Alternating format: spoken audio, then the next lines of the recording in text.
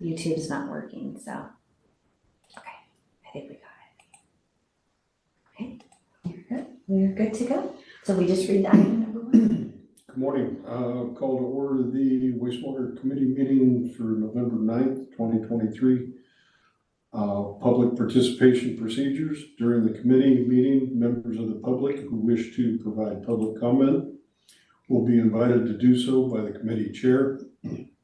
Members of the public who are physically present will be called first. Members of the public who are not present and wish to provide remote public comment via Zoom may use the raise hand feature on their computers or press *9. If participating by phone, committee meetings are not required to be broadcast. Not participating by phone. Committee meetings are not required to be broadcast over Zoom. The district is providing this option as a convenience to the public. If the district experiences technical difficulties and the transmission goes down, the meeting will continue in person as scheduled. First order of business. Review wastewater connection and capital fees. Okay. Apologize for that. Name is Antonio. I'm an engineering services technician at TUD. I'll be presenting a discussion on the district's wastewater connection fees and capacity charges. We, as you may, Director Jacobs, Director Boatwright, as you probably know, we've already had a similar discussion for water, and now we are specifically looking at wastewater. The first, I have a series of slides to show you, or pages from a PDF. The first one is sort of generally how our wastewater fees kind of are broken out, and to kind of give you an idea of what the applicant is going to pay when they apply for service. So for the most part, most customers are going to be paying this $6,765. That's sort of the typical for most homes, or that is the typical, that is what every single family home pays. This number is different though for other types of uses like multifamily or commercial and other types of uses like that. But for the most part, this is what most single family homes will pay. I've broken it out into two different parts. One is the connection fee and the capacity charge. They are technically in different terms. The connection fees that we collect, actually I'm going to jump over to the capacity charges first. Your capacity charges for sewer are collection, which is the pipelines, treatment, which for the most part is the regional treatment plant, and the disposal system, which is the pipeline from the regional plant and then out to the spray fields and includes the quartz reservoir. There's a fourth capacity charge that we call the lift station adder, which is basically a small fee that is collected for any customers who will discharge and flow through a district sewer lift station. This is kind of a newer fee that was added in about the last 6, 7, 8 years. So going back to the top here, you have your administrative fee. This administrative fee in part accounts for a little bit of my time for dealing with the applicant, guiding them along, but also in assisting in their paperwork. But mostly it is for the customer service folks who set up the accounts. It does take quite a bit of time to set up an account. And there is also, I think, about half an hour of labor for field staff to inspect the sewer connection that's embedded. Actually, it's about $100, I think, to inspect the connection, the physical connection to an existing line. So those are your kind of, your one of your connection fees. This one here, reimbursement, these are, I won't go too deep into these, but reimbursements can come from two primary places. One is it could be a district project that we constructed for some other purpose, potentially maybe like some sort of interties for water. Just some improvement we may have completed long ago that we will collect for adjacent properties, we'll collect a portion of the costs from each adjacent property. The same thing can occur for private development. And these are the most common, where a developer might extend a sewer main from past several properties.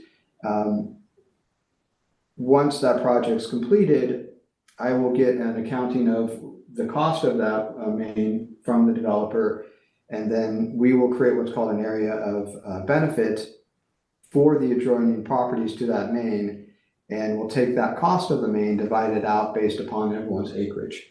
And those private reimbursements expire after 10 years. So I don't want to get too caught up in those because those are kind of their own little animal, but those are potential costs that people need to be aware of. And that when they come to me, that's one of the primary purposes, is to find out all these extra little charges that they may have, and reimbursements are one of them. And Antonio, I have a question on the reimbursement. Because there's two different types. There's a private and then there's the public, which would be TUD constructed. Now, my understanding is on the private side, there's a statute of limitations. Is there also a statute of limitations on the public side as far as the TUD project? It's not specified in the district rules, but Eric, correct me if I'm wrong, but there are they don't have a date in the reimbursement binders for expiration. However, we do look at them as there's a point where they're past their design life, and so if something's been around for 80 years, it doesn't seem to make sense to continue to collect a reimbursement. So as we, periodically, some of those have been taken off. Okay. Yeah. And if we finance the project with a loan, which I can't think of any wastewater ones, but on the water side, then we match it to the term of the loan. So like if it's a 20-year loan, then we would continue to collect that reimbursement. Right. Loans. All right, thank you. And we typically, again, if I'm wrong, Eric, let me know, but if we've received grant funding for a project, then we wouldn't collect the reimbursement for it. So only if we took out a loan, or it was just straight out of the district's budget. So, okay, so then this one, the construction deposit, is the most common additional connection fee that I collect. That essentially is, let's say, for example, you have a property where there's a main going by in the street, but there's not an individual service lateral to you. There's not a 4-inch lateral to clean out in front of your property.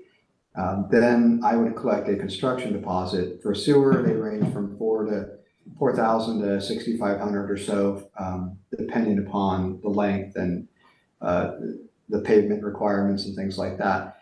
I collect that deposit, I create a work order, the staff does the work, and I invoice towards the deposit time and material. And so if they're designing, the people get an average of about $500 back.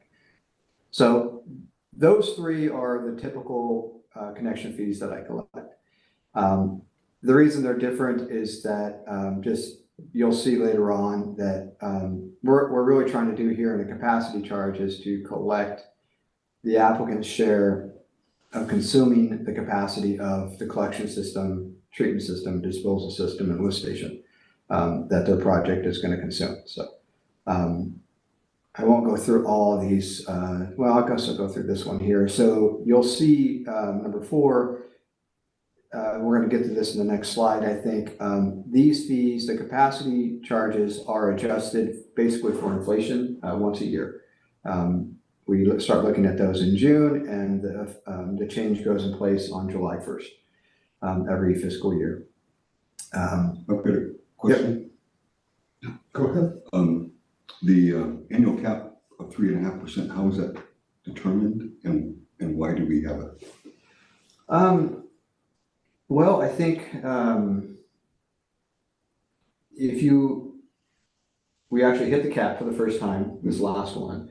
And I think the idea is that, and again, Eric, correct me if I'm wrong, the way I would see it is that you might have a year, inflation's always going to go up. We're always going to have, that's just the way our economy is designed, right? And if it goes beyond 3.5%, I think the hope is that it's an anomaly.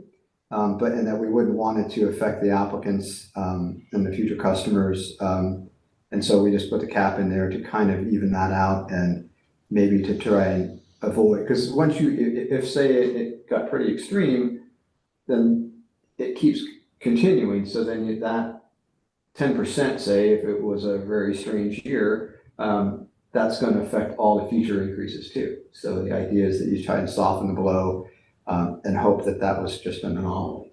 That's the way I've always looked at it. So how was that established, do we know, the 3.5%? To be quite honest, I think that exactly what Antonio said, and we didn't really think this was pre-COVID and the crazy escalation we've seen. We thought that the 3.5 would probably capture almost all circumstances for us. We've been wrong, obviously, this last year. And then I think there was an element of uncertainty going to our board at the time, on how comfortable they were not having a cap, just letting this run wild. So we arbitrarily, somewhat, picked 3.5%. Does that answer your question, or is your question more on what goes into the cost index? No, I'm familiar with the cost index, but so when was the 3.5 cap established? Yeah, good question. We will get that. I think that's in the next one. Yeah. See if there's anything else in here. No, I think we're good. Okay, so the next is, these fees, as I said earlier, get reviewed each year and are adjusted based upon the construction cost index. For those that don't know, that's basically a COLA, but the factors that are used are construction related, so construction materials and labor. You'll see that throughout the year, so it first took effect, I think, somewhere in 2016, I think, roughly. And I think it might have been voted in 15, but actually took effect in 16. And for the most part, we've always, we have that 3.5 cap that we talked about here. And we've largely stayed clear of it up until, basically post-COVID. And where I think it was 4.86 or something like that, if I remember right. But again, we just left it at the cap. But you can sort of see the dollar amounts that it increases each year.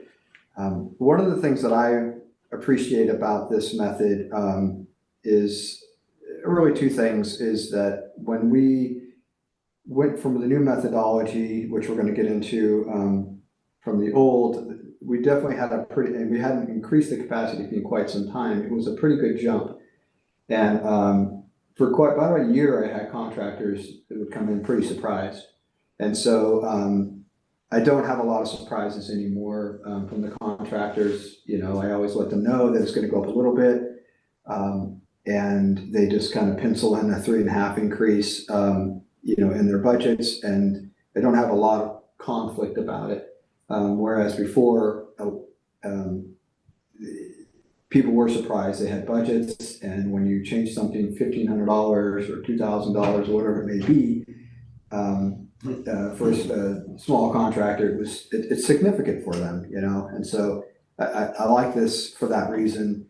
But also you're keeping up on it, and if you do change your basis, that you've been steadily increasing things, so that if you do have to make a change, it does increase. It's not as much. So I definitely appreciated this method for that. One thing I should have said earlier is that those connection fees, like the admin fee for water, the meter set fee, those aren't adjusted for inflation. They basically remain the same unless we change them through the water rule amendments. It's only the capacity charge elements that get changed. I think if there's anything Something to add real quick, Antonio, regarding notification and people budgeting. We send, Antonio sends letters out to Twain Harbor, CSD, and Jamestown Sanitary, because they collect a portion of their capacity charge that they collect is forwarded to us because they use our system. And so every year now, they're accustomed to seeing the capacity charge go up, and we're not sure exactly how they pass that on, but they pass it on to their customers. So everybody is very used to this, getting this letter, and June or July every year. Yeah, we send it to other like tribes and I think Sonora Water Company as well, so. That, I think that answers my question that I had as to, it's applied on July 1st, running with TUD's fiscal year, not a calendar year being January to, okay. Right, and the way it is in the wastewater ordinances is that Eric and I prepare it and present it to the general manager for approval. General manager signs off and then I send out the notifications. Now, next week, we're actually going to be presenting a similar table like this for the first time. It'll have the water and sewer. And it's something we're going to do annually. So every July, first meeting in July, we're going to let you guys know, hey, here's the new fee amounts they've increased, just to kind of announce it so that, Okay. just so you know that it's occurring. Fiscal year ending 24, is this the first CCI increase that has exceeded the 3.5% Yes. cap? Yeah, and then again, if I, my memory, I think it was 4.86% is what it hit. The annual, the 3-year running average was 4 Yeah. point, yeah, and so we're way below it for this year. So, Yeah. It is sort of, you know, it took a while because I think when we did this one, inflation, I think, was at its highest, and I thought we had hit the 3.5%, but you got the 3-year average, right? So you didn't actually see it until this past July. Director Jacobs had a question as well. So, you know, we've been blessed with several years of low inflation. So I'm wondering if we decide that's something we need to keep a close watch on, if at some point in the future we need to adjust that, what's the mechanism for doing that? I think this may be part of the question for today to forward to the main board. Actually removing the cap on the CCI increase is what's being looked at and, you know, asked today as far as the wastewater committee. And I'm not suggesting removing it, but maybe just kind of flag it and keep a watch on it, because if we move into an era where we have higher inflation, we want to make sure we're not having existing customers subsidize new connections.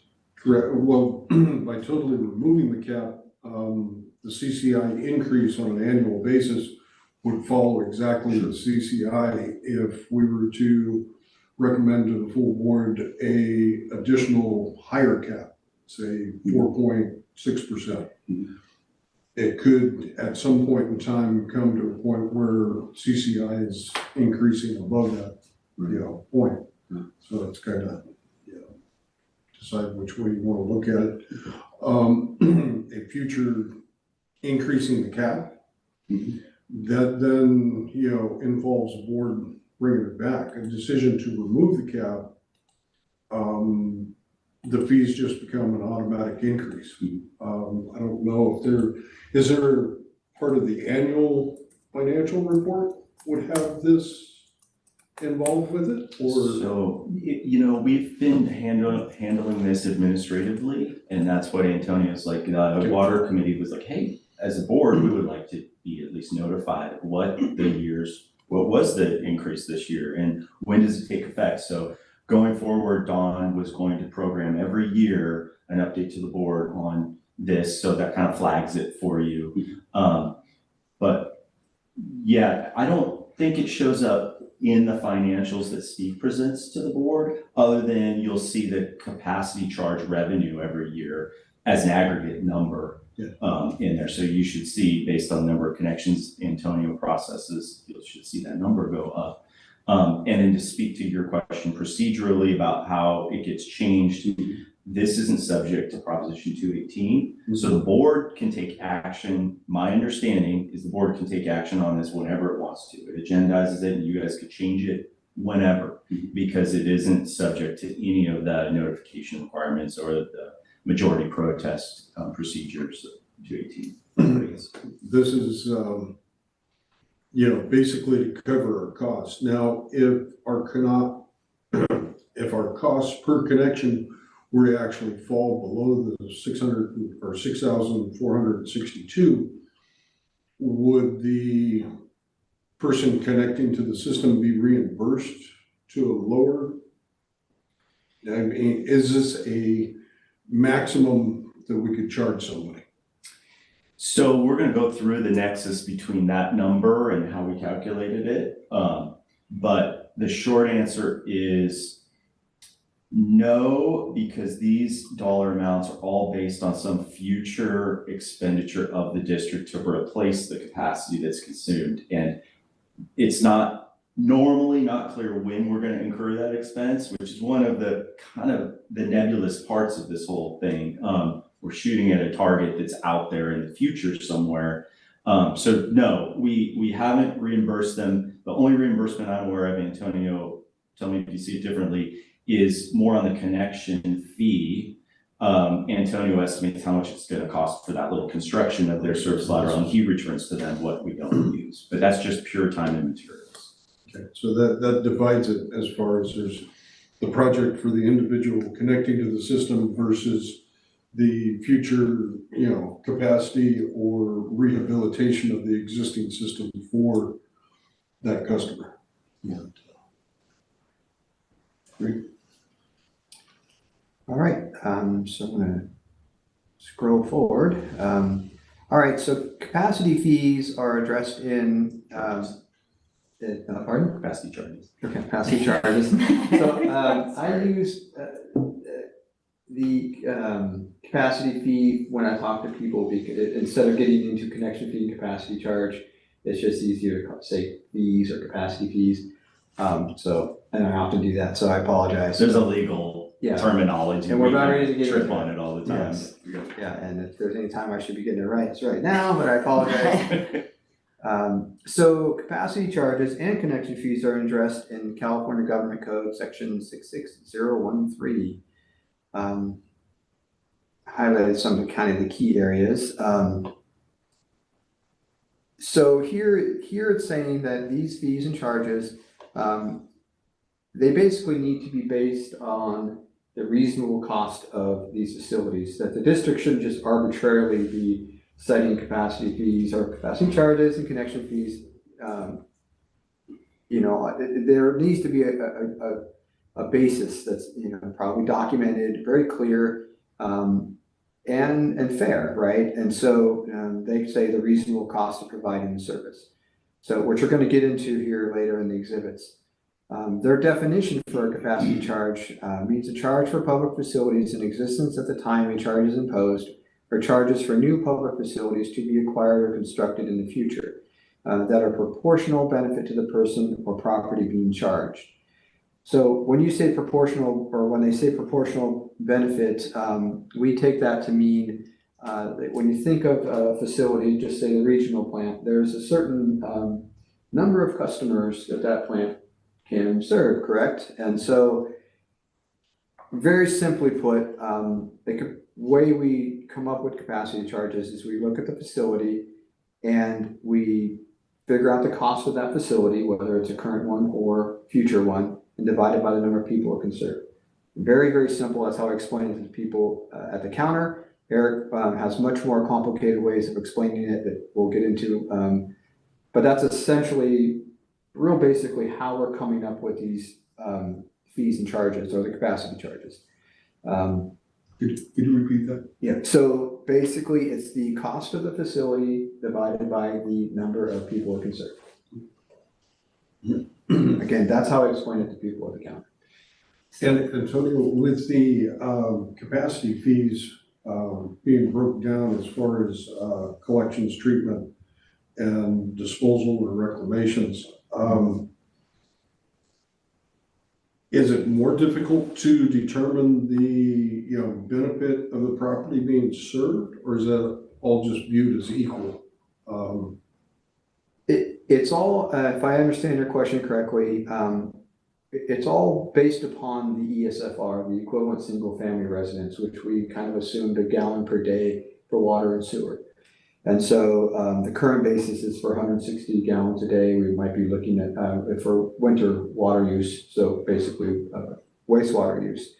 That may be changing in the future, but then that 160 gallons a day is then sort of used when you're looking at the collection system and treatment system and disposal system. And, you know, pipelines are a little bit different in how Eric can get into this, and I'm gonna go way off out of my expertise here.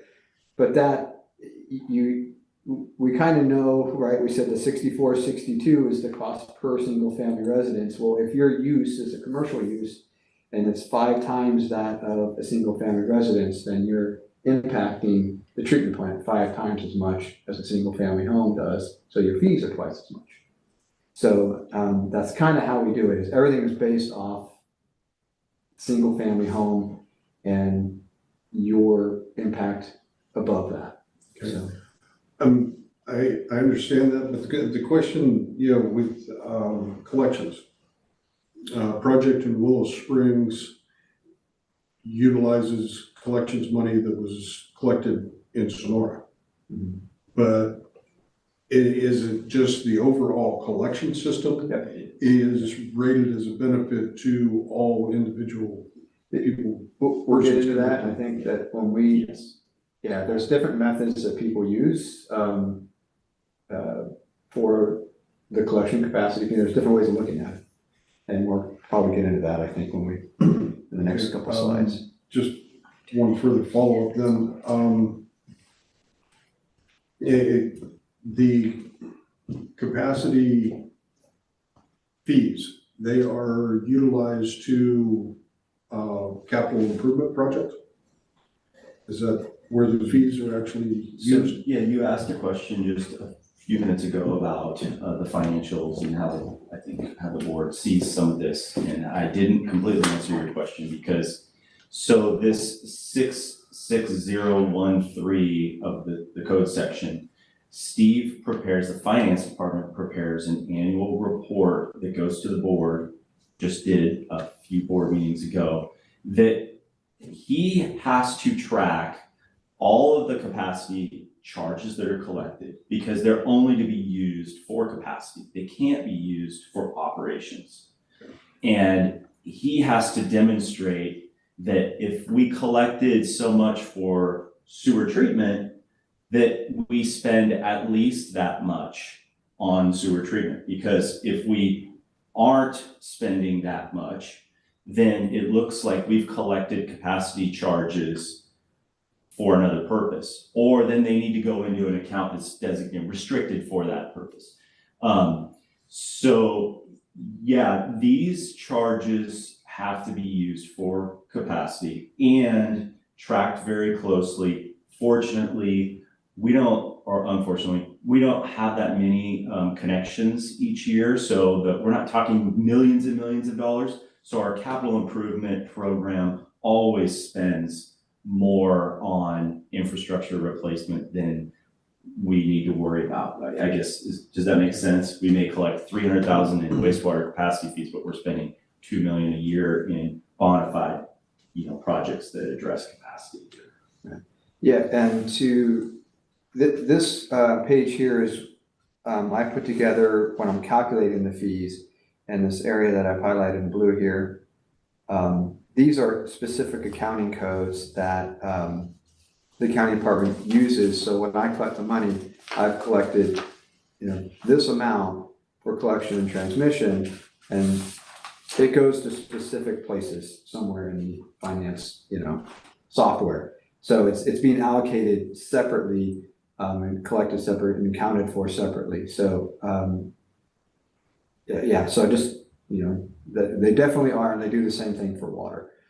So so any money collected for collection needs to be utilized specifically for collection. That's the idea. But if we collect, we do track it all as a district wide. So if somebody connects to Willow Springs, as you said, we collect that capacity, and then that charge, we look at our capital improvement program as where are the needs in the overall system. And so from year to year, we may have an intense investment in racetrack, which is far away from Willow Springs. But then, you know, the next year we may be in Willow Springs. So it kind of smooths out, we think, as on a district-wide basis. Everyone is treated equally in the sense that we're just trying to keep the system running the best we possibly can. The regional plan is an easy one, though. Everybody's going to benefit from the regional plan. Yeah, well, that's what I was saying, yeah, treatment and disposal or reclamation, that's pretty clear cut and dry, everybody flows through to that point. Fees collected from Jamestown are not for treatment, they're just based in reclamation and disposal. Fees collected from Twainhard have both transmission as well as collections and transmission, as well as treatment and then disposal.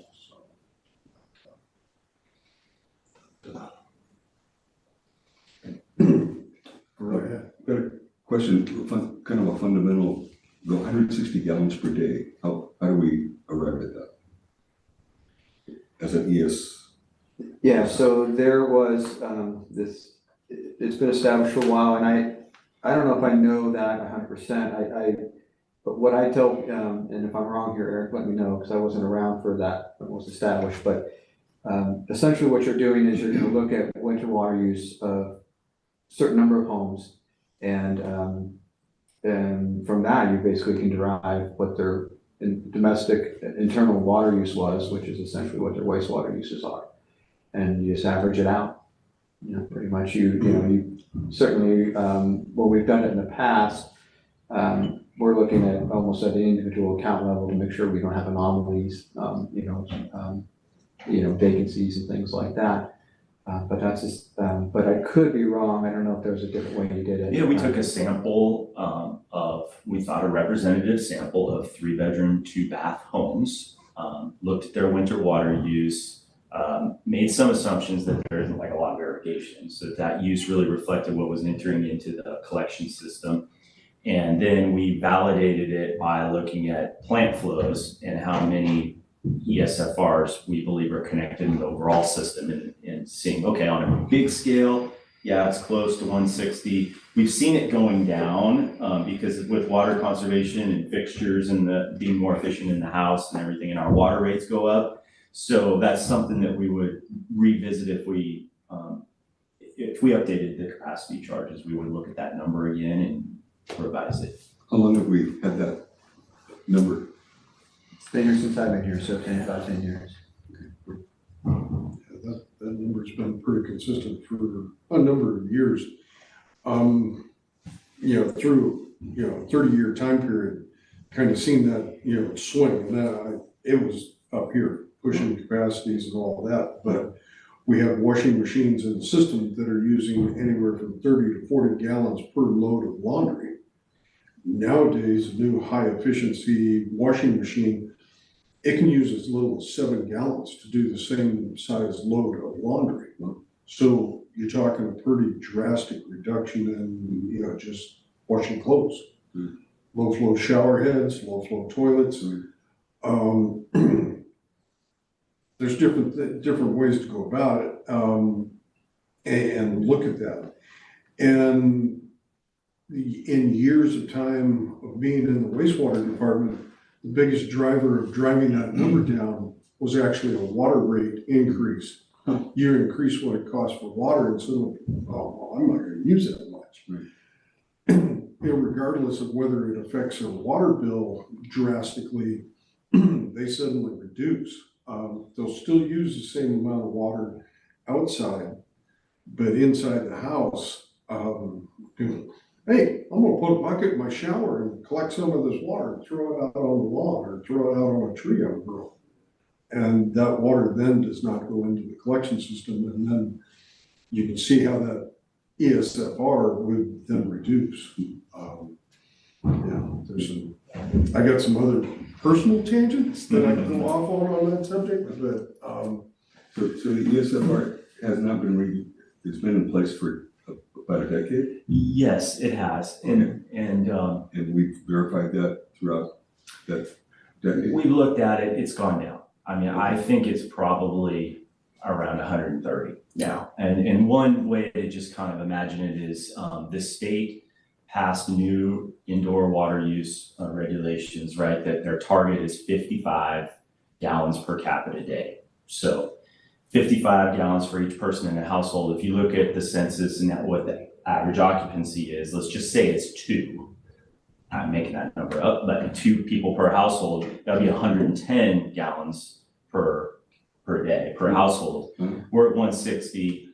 I'll say though that Jamestown, we've checked with Jamestown and other neighboring and Twain Harte, and they're close to 150, 160. So it could be updated, but it's not way out.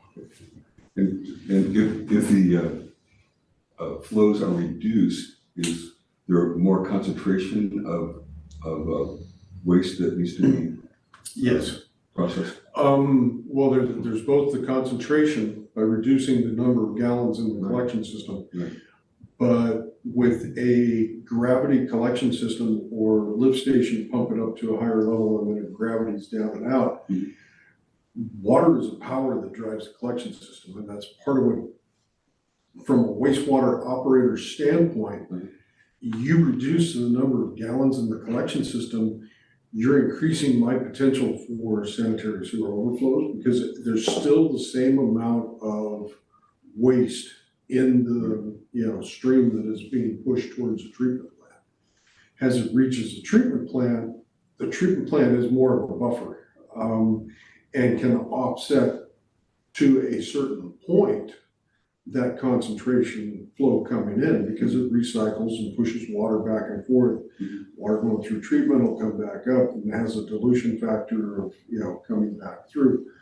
So, but it's mainly in the collection system where, you substantially can run into problems. If you drive that ESFR too far down, you no longer have the push to get the contents to the wastewater plant. So even if the ESFR does reduce the processing costs, Operational costs on the rate side would correspondingly go up. Yeah, because there's more flushing needed, more maintenance.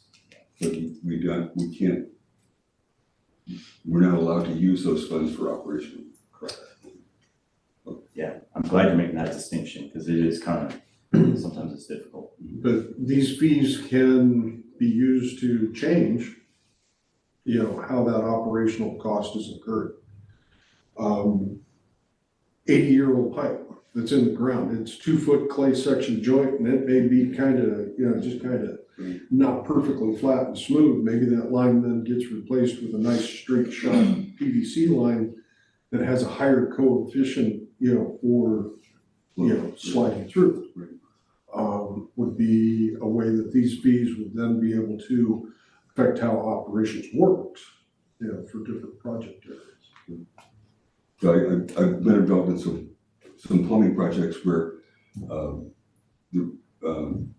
new codes require low flow toilets, but the lines in the ground were designed for not low flow toilets, so it can cause operational problems in a older facilities.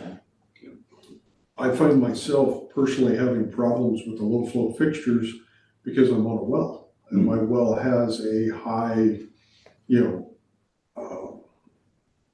high hardness, which is the basically the calcium carbonate that's in the water fixture, gets that white crusties and suddenly the restricted flow is even more than what a low flow fixture is. So it's kind of catch-22 if you don't have a really pristine source of water as well too. All right, I'm gonna go to, so we see here the definition for capacity charge according to the state. They also define the connection fee as a fee for physical facilities necessary to make a water or sewer connection, which includes meters, meter boxes, pipelines, any sort of infrastructure required to get the property connected. So again, that's that construction deposit that I collect. On the water side, we have the meter set fee. which includes a little bit of time material for the meter itself and the different parts. And again, the administrative fees and reimbursements. Just real quick, down here is sections or paragraphs in the same section informing us in the public that the district needs to collect these funds and put them in separate specific funds. And so I won't get into that, but that's all in the same government code section. So I'm gonna keep going here. I do have a question about the separate capital facilities fund. Do we know how big that fund is? Ballpark? Steve could answer that question for you, but I think that the way, yes, I'm sure he does. But like usually we pay as we go with our capital program. Mm-hmm. So whatever Antonio collects this year in capacity charges for, let's just say sewer treatment, we on average do more than that. And so it just gets wiped out every year. But Steve could explain better. Yeah. Did he just do a report or is he about ready to do He a did report? just do a report. We do on wastewater, we have some restricted reserves that are carryovers from a long time ago that helped us build the wastewater treatment plant and stuff. So he does have some of those restricted reserves that have built up, because you don't do a big project unless you collect these and build reserves so that then you're ready to do the big project. But historically, the district on the water side hasn't been that fortunate. On the wastewater side, we do have some balances. Yeah, that's also tied into, in previous years, like we've got collections, treatment, reclamations. That treatment envelope was broken into subsection envelopes, i.e., things that could be used for headworks, for solids handling, for tertiary treatment. And that money piled into those specific items where we were not doing specific, headworks, solids handling, or tertiary treatment projects. So that's how that envelope got a little bit more padded, if you will. I think that dates back into maybe a carryover from TRWD, previous agency that had the finances set up that way, were just carried right into, the merger when TWS and TRWD formed TUD. Cool. Okay, so we just finished looking at some state regulations, right? Now these, this is an excerpt from, this is Exhibit B from our wastewater ordinance. There are other areas in the wastewater ordinance, I didn't include them here, that, direct me and the district that, we got to collect capacity fees and what the different fees are. Right here, you're looking at things that are mostly related to utility billing. But I'm going to go down to the capacity fee part here. So if your memory is good, you'll notice this number is not the 6462. This is the original number that we established when we redefined the basis for the fees about 7-8 years ago. Previously, the different, I call them elements of the capacity charges, there were actually several of them, I don't know, 10 or something, and it got reduced down to these three. And so in the exhibit, these are the original numbers when we made that change. And so we don't go back and amend the ordinance every July when we do our 3.5%. We don't go back and change this table. We just say, hey, 2015, when it was adopted, this is what it is, and then we just track the increases separately. Right. Can we rewind it just a little bit on that Exhibit B, the previous page? All the way up here. So help me understand why the charge for Twin Heart and Jamestown are so different. They impact the system very differently. So Twain Harte is just, their collection system flows into the Twain Harte plant. And so we actually treat their wastewater there. Okay. Whereas Jamestown treats their own facilities, and actually this number is even different now. They treat their own facilities, and at one point we were pumping it, I think, into their treated wastewater to quartz, and now we're not doing that. So their requirements and impacts of the system are very different, basically. We have to do a lot more to receive the waste from Twain Harte than we do Jamestown. And we tried to tease out how much is our operating and maintenance expense associated with Twain Harte's contribution. And we removed most of our overhead because like they're one customer. And so like we sat across the table from them, they're like, well, I shouldn't pay for all this overhead. I'm one customer, treat me like one customer. So, but you know, their flow comes through a pipeline, doesn't go through a whole system, just goes through one route. So we tried to peel off, you know, all that. And that's how we arrived at the 19. And Jamestown, like Antonio said, they just had a pump station pumping to quartz. So we looked at really what's the operational expense for them. Again, they're one customer, so there's not a lot of internal staff that are really associated with their operations. Since Jamestown upgraded their system, is that affecting the fees at all? No, because that fee or that rate right there is just the cost for us to receive their plant effluent and store it and then dispose of it in the reclamation. So it's just. We'll get into a little bit, their capacity charge did change a little bit because we were paying for pumping for them and now they've taken over that facility. So we did exclude that. So I'll get into that a little bit because it's addressed a little bit later. And another thing with Jamestown is my understanding is they don't have, they're not able to treat water to tertiary level like the new plant can. Is that going to impact our relationship with them? That's a great one to talk to Dawn about. We meet with them regularly. We have a meeting with them on Monday. They have a grant to start the design of the upgrades to go to tertiary. But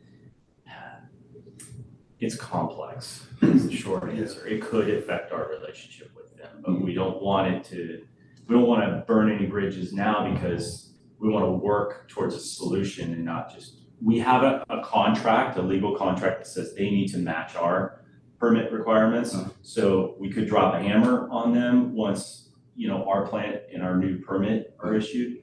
But leave that to others to figure out what's the hard or the soft approach to getting to the finish line quickest. So they have a grant or they're in the process of applying for a grant? They received a grant to do the planning, but not to build the.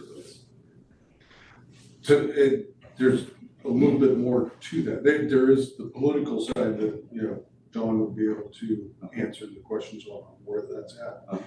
But their original design concept for the treatment plant that they built, they were only treating a portion of their wastewater to a tertiary standard to use back in the treatment plant. So they have the capability to treat a portion of their wastewater. And I'm sure as the engineers are going through it, they're going to look at, well, if we're using max capacity of this, what's the dilution rate, and is the plant capable of maintaining, you know, what, you know, going through to meet what will be the future standards for quartz reservoir, so that it becomes more of a raw water reservoir with tertiary treated water going into it versus, you know, secondary standard reclamations used at this point in time. So there's, yeah, and you can see the ways. Jamestown, I think, you know, they had to sign some property for 20 years, you know, for their new, the property near Quartz, or at the entrance of Quartz Reservoir, adjacent to that, they've had that for 20 years. And they went through the design, you know, for the type of treatment plant that they wanted and how they were going to do that based on the permit at the time. Of course, they're going back. So you can see where the permit called for secondary standards. Okay, that's what we'll build the treatment plant to. Right? So it's kind of, okay. And then TUD came along and we're building a treatment plant that's capable of treating to a higher standard with anticipation of our waste discharge requirements are gonna change as far as what water we put out. It's a little messy. Yeah. So this is, way off target, but just for my own information, is there a possibility that, we might combine forces? As far as joining with, Jamestown Sanitary District, yeah, they've got their own collection system, their own standalone treatment, their own board, financial, yeah, so they've got, you know, everything that TUD has a separate standalone agency accepted disposal system. But so is there, I'm looking like 10, 20, 30, 50 years down the road. Is it possible that? We have to be real careful because that's not the topic of That's not our the topic, committee. okay. Yeah. That might be a big tangent. So we have to kind of stick to what we're, Yeah, I'm gonna jump to something I kind of missed over. So we look at the septic dump charge as a capacity fee, and so it actually does get reviewed and increased typically every July 1st as well. So under the septic dump charge, you see that same paragraph about the increase. So kind of failed to mention that earlier. So again, this is just your exhibit outlining all the different fees that we collect and what they were when the new basis went into effect. Again, the paragraph on the increase. This is it was a new paragraph at the time because I think at the same time we also added this lift station adder. So just wanted to highlight that. Antonio, I have a question going back to B6 on the previous page. Will we be going into the calculation that makes up that septic dump charge? Not in this meeting, unless you guys want to. I don't know. I don't see it as something that we couldn't talk about personally, but I don't have that exhibit up though, so I'd have to dig that up. I probably could if we wanted to discuss it. But I think it's almost its own little animal in a way. Yeah. So. I was thinking maybe the zebra should change into a giraffe or something. But hey, there'd just be, you know, the possibility of looking at that fee a little bit differently than, you know, what we have in the past. That, such as when the new facility comes online, you know, the facility will be treating, you know, wastewater in the form of, you know, BOD, pounds of BOD destroyed, pounds of suspended solids stabilized, that more of a, okay, your average truck comes in with X number of gallons and X, you know, number of BOD, and calculating that a little bit different to look at it. So I mean that. I think we'll kind of get into that conversation once we get to the next, get into Exhibit E, I think. Okay. Because that's the whole basis of your capacity charges, or what we're going to get into, and that can change, and it's different for every agency. You know, so if you're, we actually have a special, as you'll see, capacity fees for MIWA because it's not on the regional plant; it's its own. It has the septic system and leach field there, right? So I think that's a conversation we're about ready to have here in a couple slides. So. Let's see here. Yeah, just a different language here. Let's see. So we're still on the B10.1? Yep. Then the question, I have a question on the graph where it shows TUD, JSD, and Twin Harbor Community Service District. Is the collections and transmission, I mean, that obviously that would be different than, you know, what we have in our system, you know, because we do full on from, you know, point of connection through to treatment. whereas we only do a portion of trunk line coming into the treatment plant, and then it's basically trunk line going out of the treatment plant to the Sonora Regional Plant. Is that covering our, covering their portion of this connection fee or capacity fee? I think so. We're gonna try to try. And you guys will probably see some defects in the logic, but nothing's gonna be perfect, but Antonio's gonna get into that. And I think we can explain how we came up with Twain Hart's share capacity on the collection and transmission. Okay, so.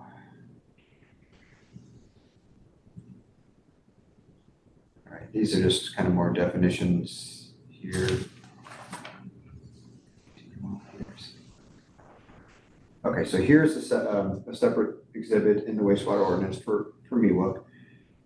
It doesn't get into the basis, but it does kind of show you that we look at them differently because in MIWA, it's everyone flows through, most everyone flows through a lift station, but then out to a very large septic system. I think there's a couple septic tanks and multiple leach fields. So they have their own sort of calculation that's different than everyone else that flows into the regional plant. And again, that is also adjusted annually.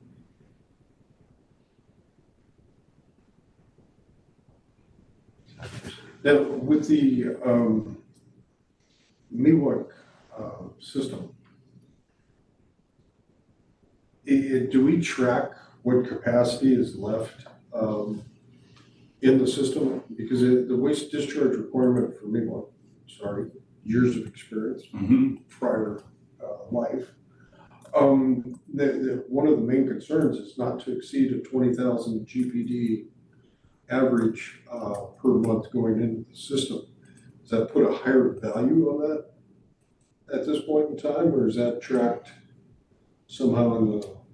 It's tracked through the reporting, and fortunately, we don't see a lot of connections in MIWA. Yeah, So maybe a it's couple not like but if a development came in and said, hey, we want to build 20 homes in MIWA, I believe we'd be like having a conversation about, okay, do we even have the capacity to serve them now? Because when we get into this, we'll explain the rationale here, but a district should always have some reserve capacity so that when someone knocks on the door, it isn't like we have to build a whole new treatment facility for their 20 homes. So we always need to leave enough buffer, but we would have that conversation with MIWA in the case of MIWA, and we would have to quantify the dollar value for them to build capacity before they could build their 20 homes.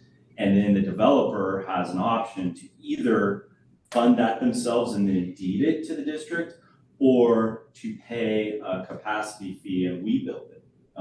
And there's pros and cons to both, but we would give them options for that. Does that answer your question? We are tracking it, but since there aren't very many connections in MIWA, it's not like we're that concerned. It's an I&I issue. And I&I really, I&I should be handled with rates. It should be an operations and maintenance expense, not a capacity expense. But they do kind of blend a little bit.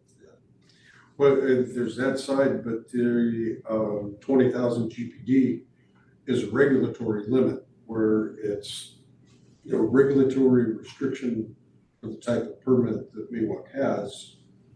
Not necessarily the capacity of, right. Yeah, I think we would say this facility is rated at 20, even though it could treat more because the permit says 20, it's really only got capacity of 20. Yeah. Kind of interesting. Could we rewind a little bit? A lot of this is just my getting educated because I'm new to all this, but going back to the previous page, we talked about Rogue River reimbursement, or Crystal Falls. The Crystal Falls, there's purpose of recovering funds previously expended by the district for design costs and orderly progression of future pipeline extensions. I'm not understanding that. Yeah, so the easier, quick one to answer is the Rogue River was a short force main project and lift station that the district undertook.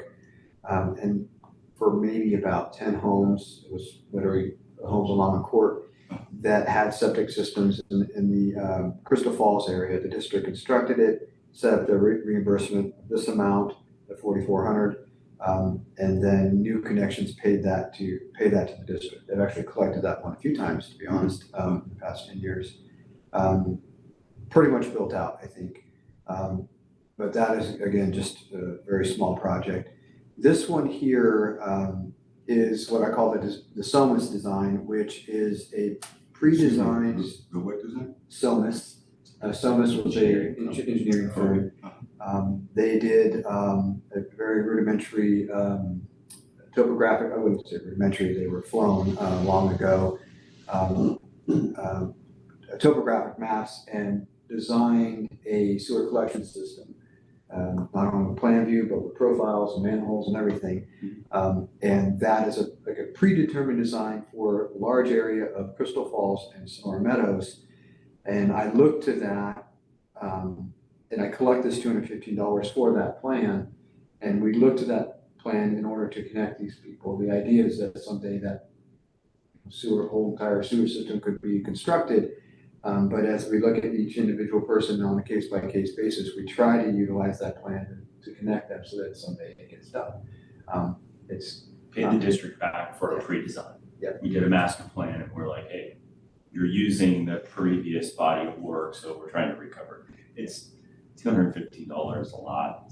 At some point, I mean, if the design's still valid, sure, but things change, and so I think that's worth revisiting too at some point. There's some areas where it's a high number of manholes in a stream, a drainage, and it's might not be the best way to do it sometimes. So I always go to Eric, every single one of those. I make sure that we're on the right course and whether we should utilize it or not. I'd say half the time we try it, and most of the time we do actually. No, there's a couple things that drive the desire for Crystal Falls, sewer collection system. And if the data such as the, plan view and the topo is still valid for how a future collection system would be designed, then, that is still valid. Mm-hmm. If we're looking at something, totally different, then that number is not valid. It's some other design on the whole scope of the system. Now, is there still ongoing watershed? I mean, that may be too far off topic that drives that, because that was the original reason for this plan was, hey, there's contamination in the watershed, and it's based on a concentration of individual septic systems that are affecting surface waters. Yeah, I think it's a good maybe offline conversation. There's a lot of work to be done there to determine the extent of the contamination and the problem before you can really propose a solution. And I think we're still in that phase, but we should, talk about it offline maybe. But like I said, if the data from the study is still valid, and certainly the topo would not have changed. Plan view, might have varied as far as lot splits, but, it seems still to me useful like it's still a half valid, of the time. How old is this study? It's 92 or Really? Yeah, it's pretty old. Predates PED? It's like right around that time. Am I wrong? I mean, it's in the 90s. It's about right. I literally hand delivered the plans to TRWD long ago to Kelly. Yeah. Maybe it was our work 92. as far as field crew that started after that, because I was thinking a little bit later in the 90s when that came about. But it may have been when they started probing, the collections and wastewater department. Okay, how much is flowing through this pipe and how much is, measure this, measure that. So, okay, I'm gonna scroll forward a little bit here, get back to where I think we were. Okay, so yeah, again, BWOC we looked at very differently, and again, I'm pointing that out so that you see that the level of detail that goes into coming up with these fees. I often share this with people just so that they know that these fees aren't arbitrary.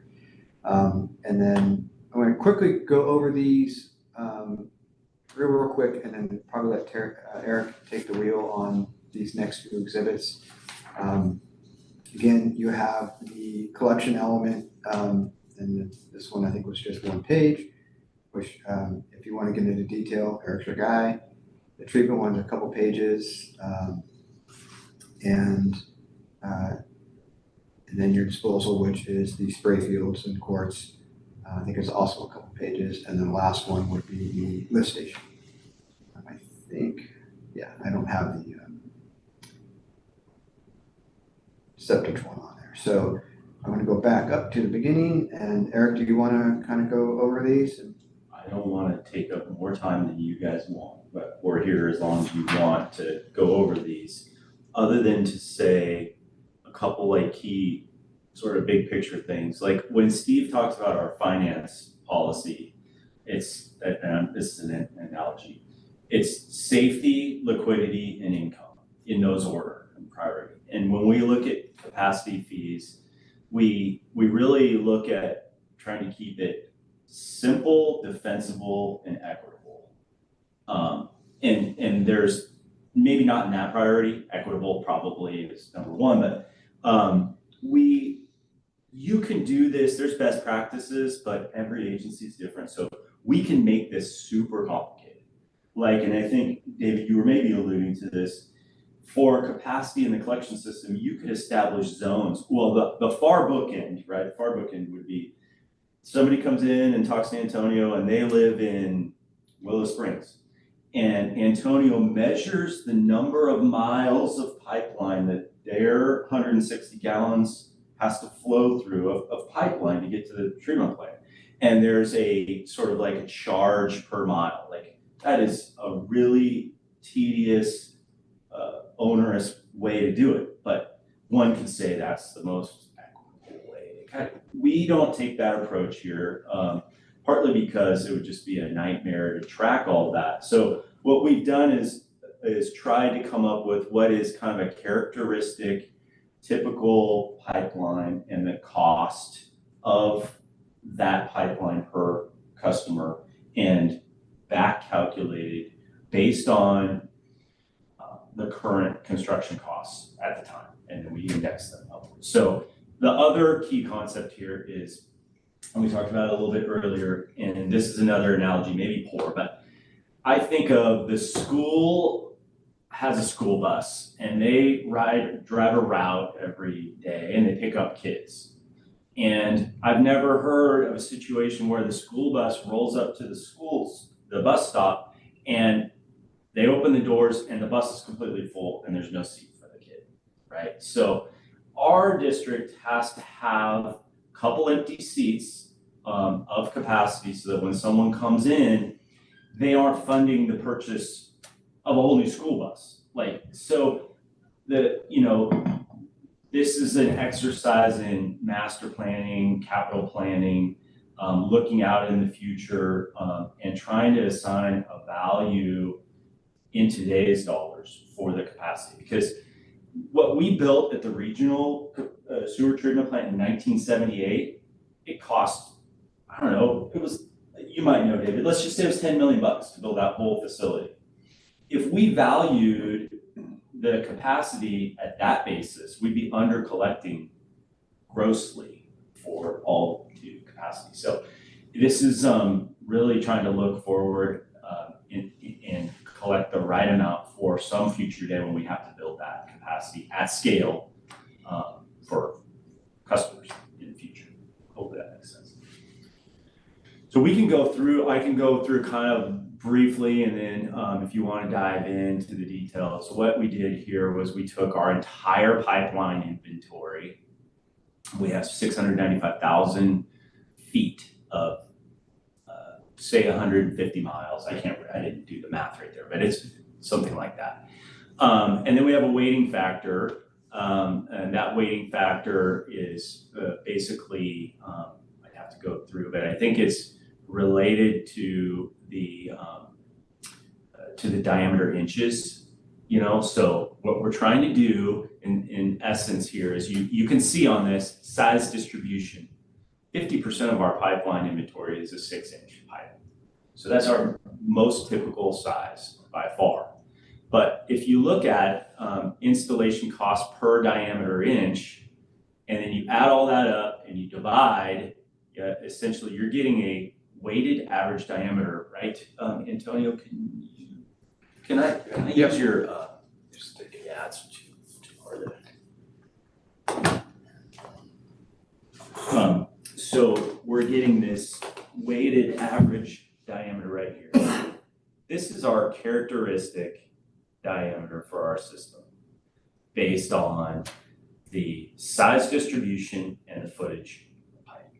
So they don't make a 6.96 inch diameter pipe, right? They don't make a 7-inch diameter pipe. It's 6 or it's 8, but when you look at that and then you look at what the cost to install a theoretical 7-inch diameter pipe would be, we're using $12 a diameter inch. So just in round numbers, right, we're at 84 whatever dollars a foot for a 7-inch diameter pipe.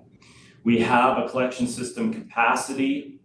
This, David, I can imagine you would argue this is incorrect, but we had to be defensible, and so we used the theoretical peak wet weather flow capacity at the old plant, which on paper is 5.2 million gallons a day.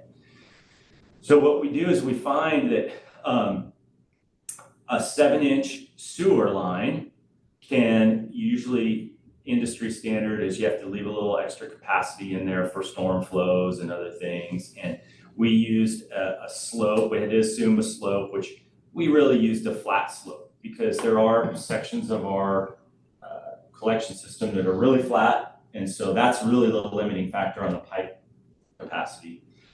So we found that a 7-inch diameter pipe at minimum slope has the capacity of about 225 gallons a minute. Well, how many homes can be served by a 7-inch diameter pipe at minimum slope, half a percent? And what we find is that you can, sorry guys, it's been a little while since ESFR, okay, I can back calculate, but one household uses 0.049% of basically of a 7-inch diameter pipe. And then when you come down farther, you place a value on the collection system. If you were to build that capacity today, that's the $12 a diameter inch above. And what you get is, okay, it would cost $58 million to rebuild. I know that that's not accurate. It's more than that. It is, but how would we go through and really determine, the capacity for each person? Like, if it was you in Willow Springs, we would technically need to find the route, look at the replacement, like how much is in pavement. It just gets very tedious. So this is the method we used, and we said, okay, the system will support 32,000 ESFRs based on that 5.6 MGD. The system would cost, the capacity to replace that cost, it would be 58 million, and then we just divide this out. You get $1,788 is the cost share for one 3-bedroom, 2-bath home to connect, so to speak. Now, the Twain Hart has a different, and that one, I don't think we actually included Twain Hart in. This is all in the back of our ordinance code, so it's very transparent. Somebody can go and look all this. We didn't include Twain Hart just because they're one customer, but it was the same sort of methodology. We looked at what the characteristic diameter and based on length from Twain Hart wastewater plant to our plant. We looked at how much capacity is in those pipelines, And then we divided out how many ESFRs could be served and came up with 843 for, and these have all been gone up, so. Then we get down into the treatment. So we just did collection. Oh, and I should go down and say, so also on the collection is this lift station adder charge right here. So some folks, when we're collecting their wastewater, it has to go through a pump station. And we said, well, how much is the value of the capacity in a pump station? And we said, okay, here it is. Land acquisition, we assume that is given to us by a developer. So we didn't actually say, hey, if you're going to build a new development, you're going to that's going to be on the developer. But site work we put in, and this is based on old projects. We would update this for our more current costs, but 18,000, control building 32, sumps, pumps, and valving 80, and you can see so on and so forth. What you come up with is about a $210,000 cost for a standard lift station. Our standard lift station discharges about 100 gallons a minute. So it uses a 4-inch force main and it needs to maintain the flushing velocities. So that's instead of a characteristic diameter, this is our characteristic lift station. And it would serve 900, up to 900 ESFR. So if you take 210,000 and you divide by 900, you get $233 per ESFR. Just check it real quick, make sure. I'm sorry guys, I haven't been through this exercise in a while, so I'm a little rusty, but yes, 233. I think that this number, this 210,000 is probably closer to 300,000 now, so this number would go up just because the cost of building the control building and the electrical and controls, the generator, those have all gone up.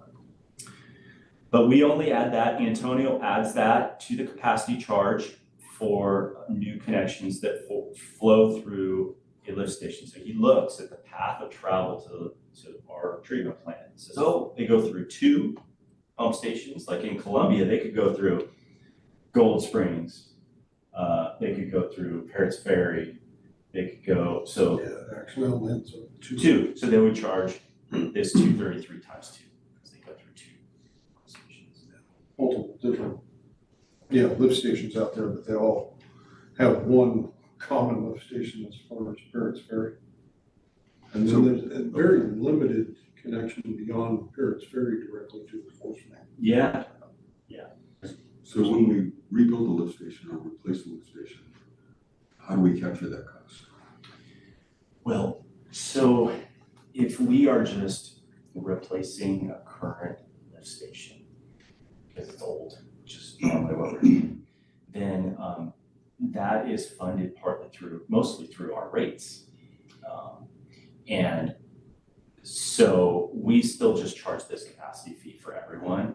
But most of the time in our district, because there isn't a lot of development, it's the rates that you guys adopt that are funding the replacement.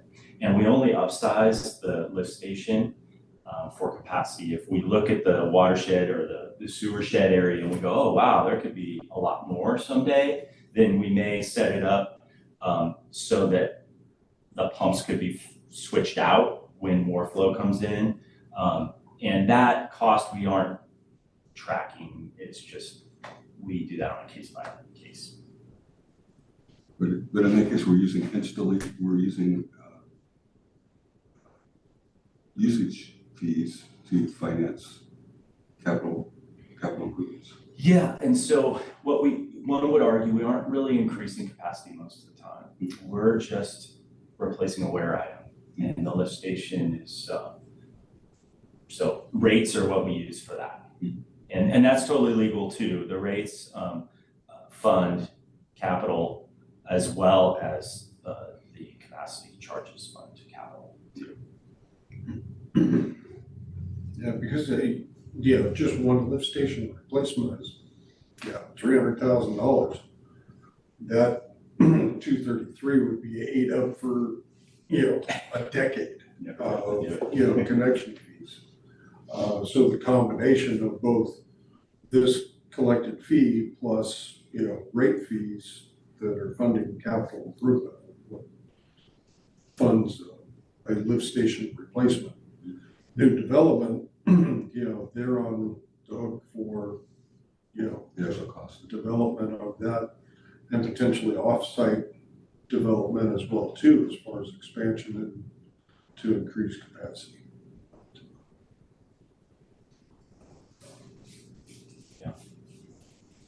So the 233 doesn't apply if, in the case of a new development, they would pay the actual cost of that lift station to serve that parcel, first parcel. Valley Vista down in Jamestown, I know it's not a popular project, but that's an example, right? So they have to build their own lift station, and they're funding the 100% of that cost. So when they come in to apply for service from Antonio, he does not collect the portion of the capacity that they already built themselves. Okay. Yeah. Same on the water side. If they build a tank, they won't pay the storage. As unpopular as it is, do they pay for the 233? For flowing through Millville? Yeah. Yep. Yeah, because it's based on every station they flow through. They're building one, so they won't pay the 233 for that one, but they will pay it for when they flow through. All right, so hopefully I'll fumble through this, but here's the treatment portion. So we just did collection, now we're on to treatment. And the rationale, you have to imagine that this was back in 2015, so it was before we were building our new plant. So all of these numbers, I can tell you, need to be revisited at some point.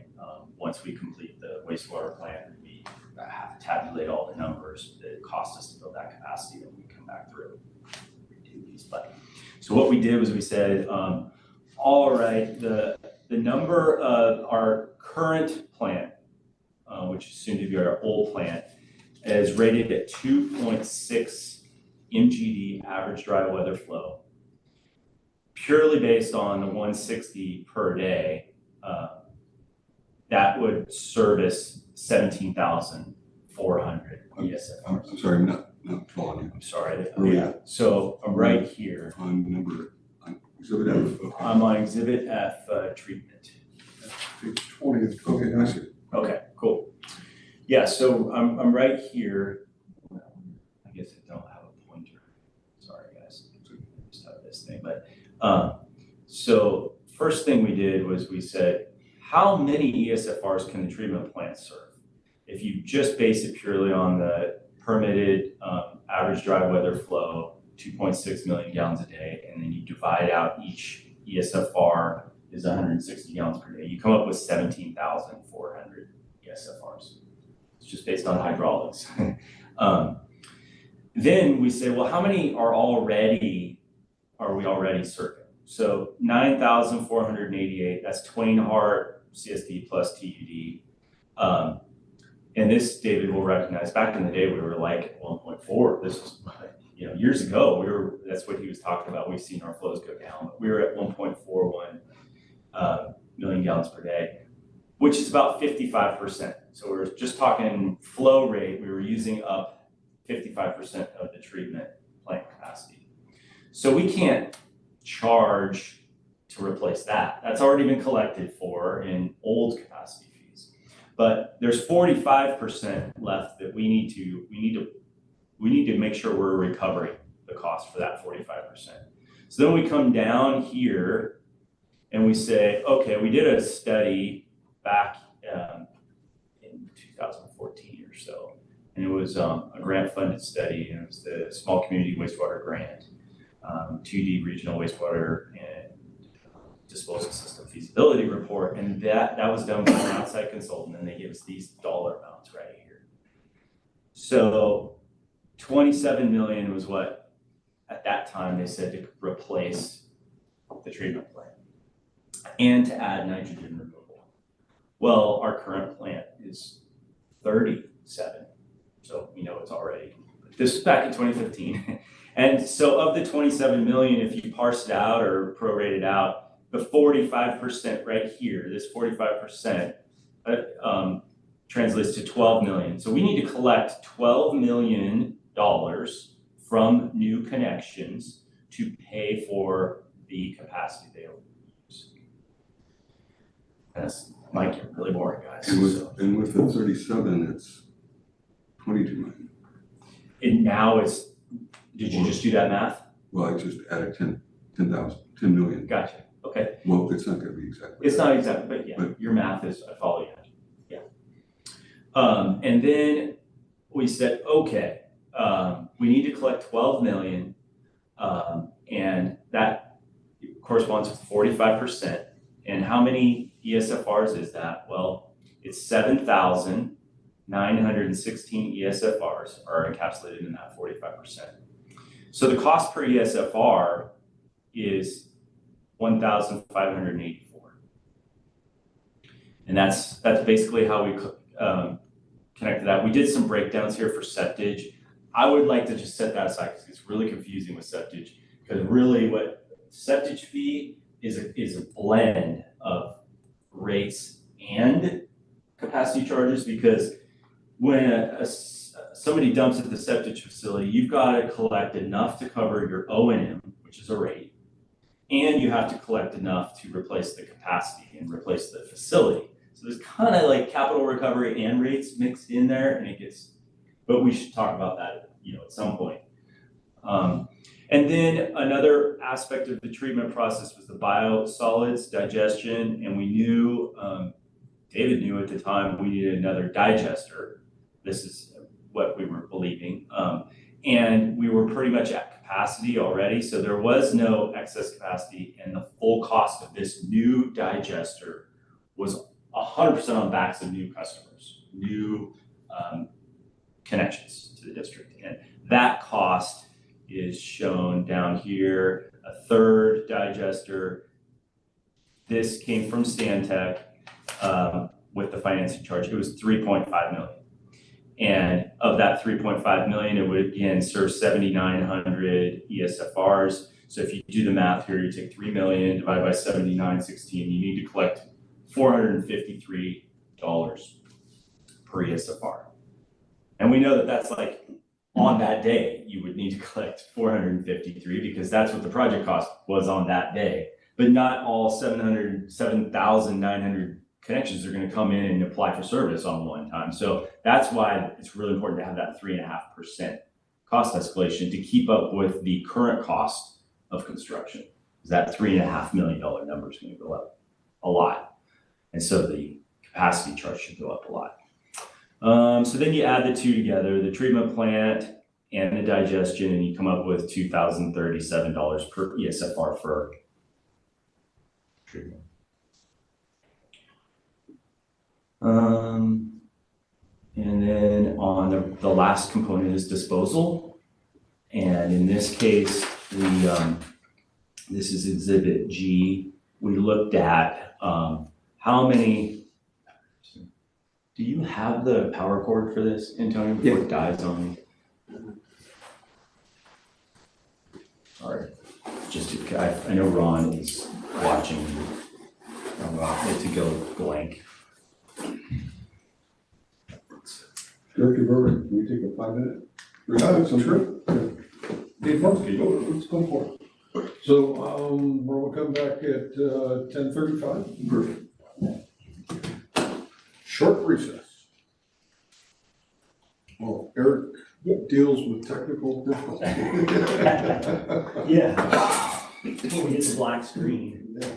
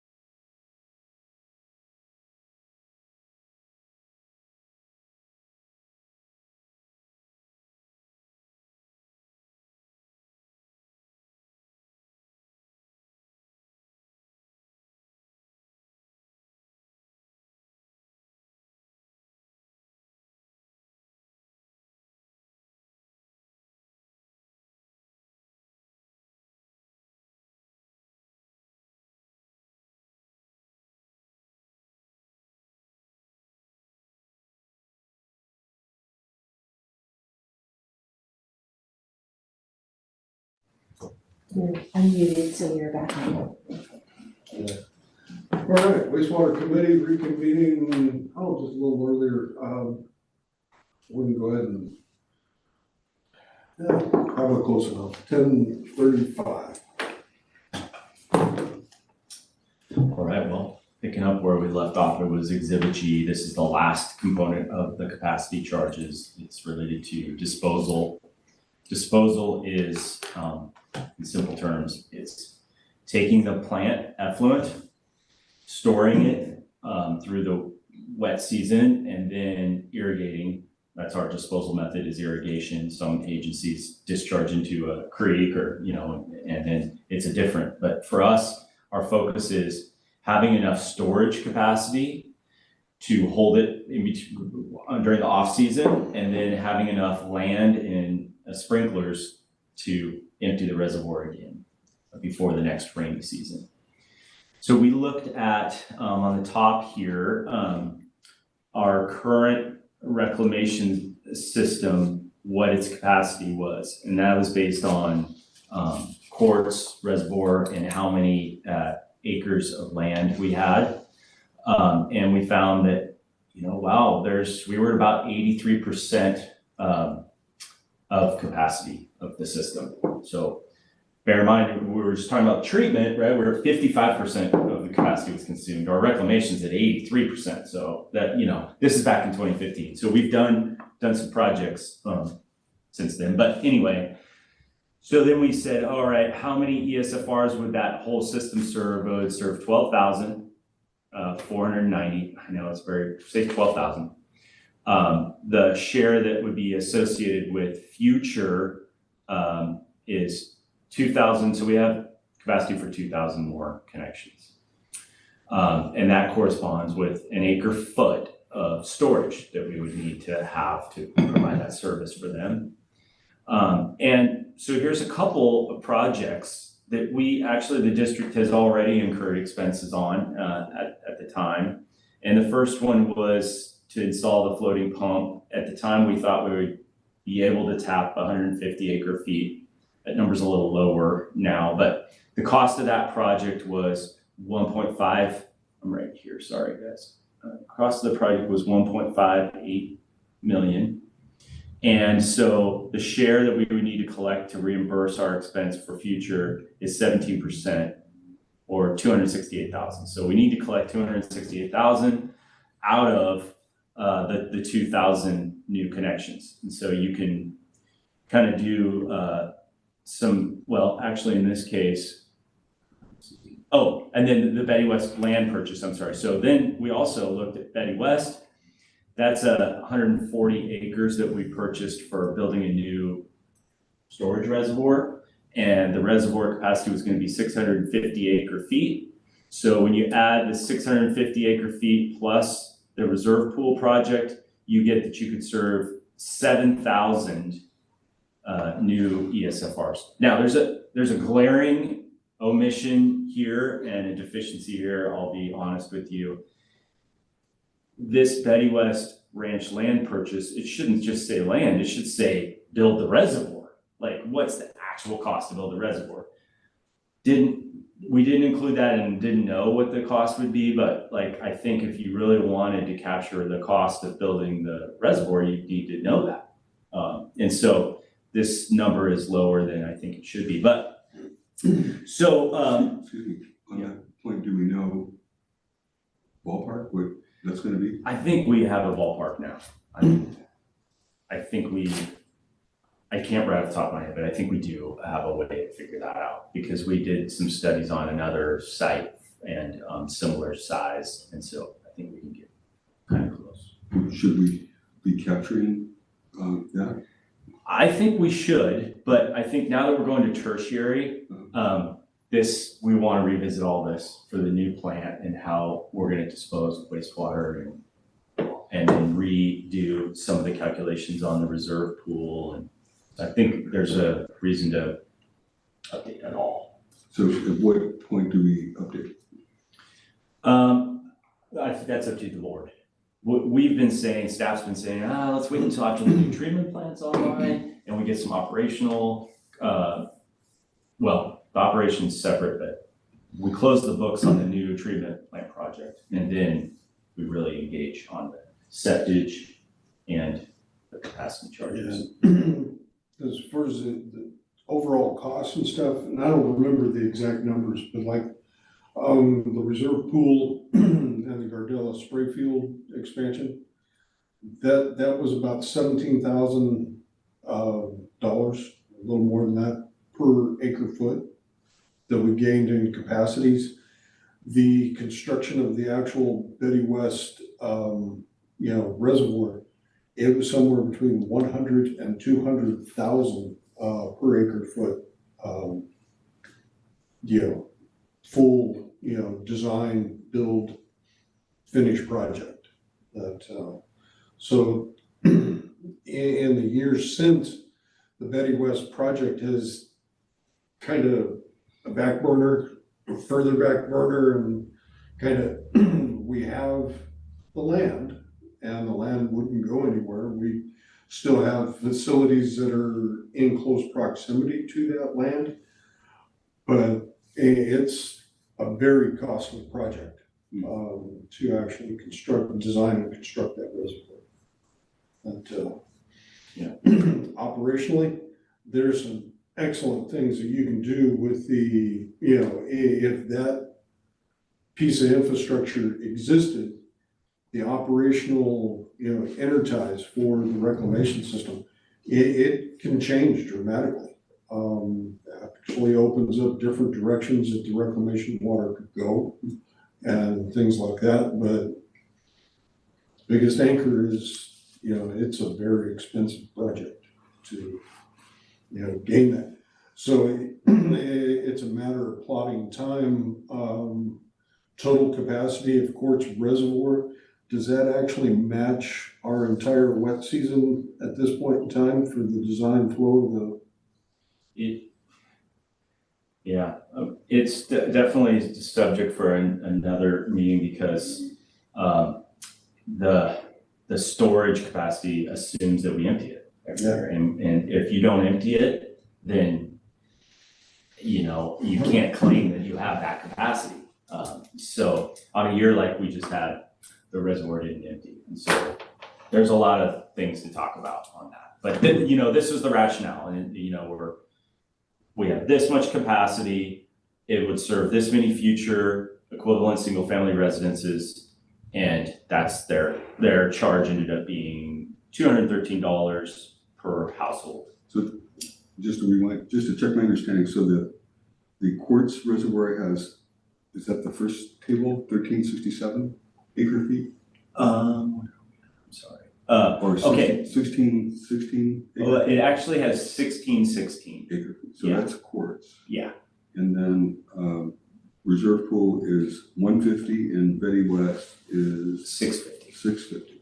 And the 150 we've now determined was less than that because we hit sledge. And so there's some things to tidy up here. Do we have any other, looking on the horizon, do we have other There areas is of increased capacity?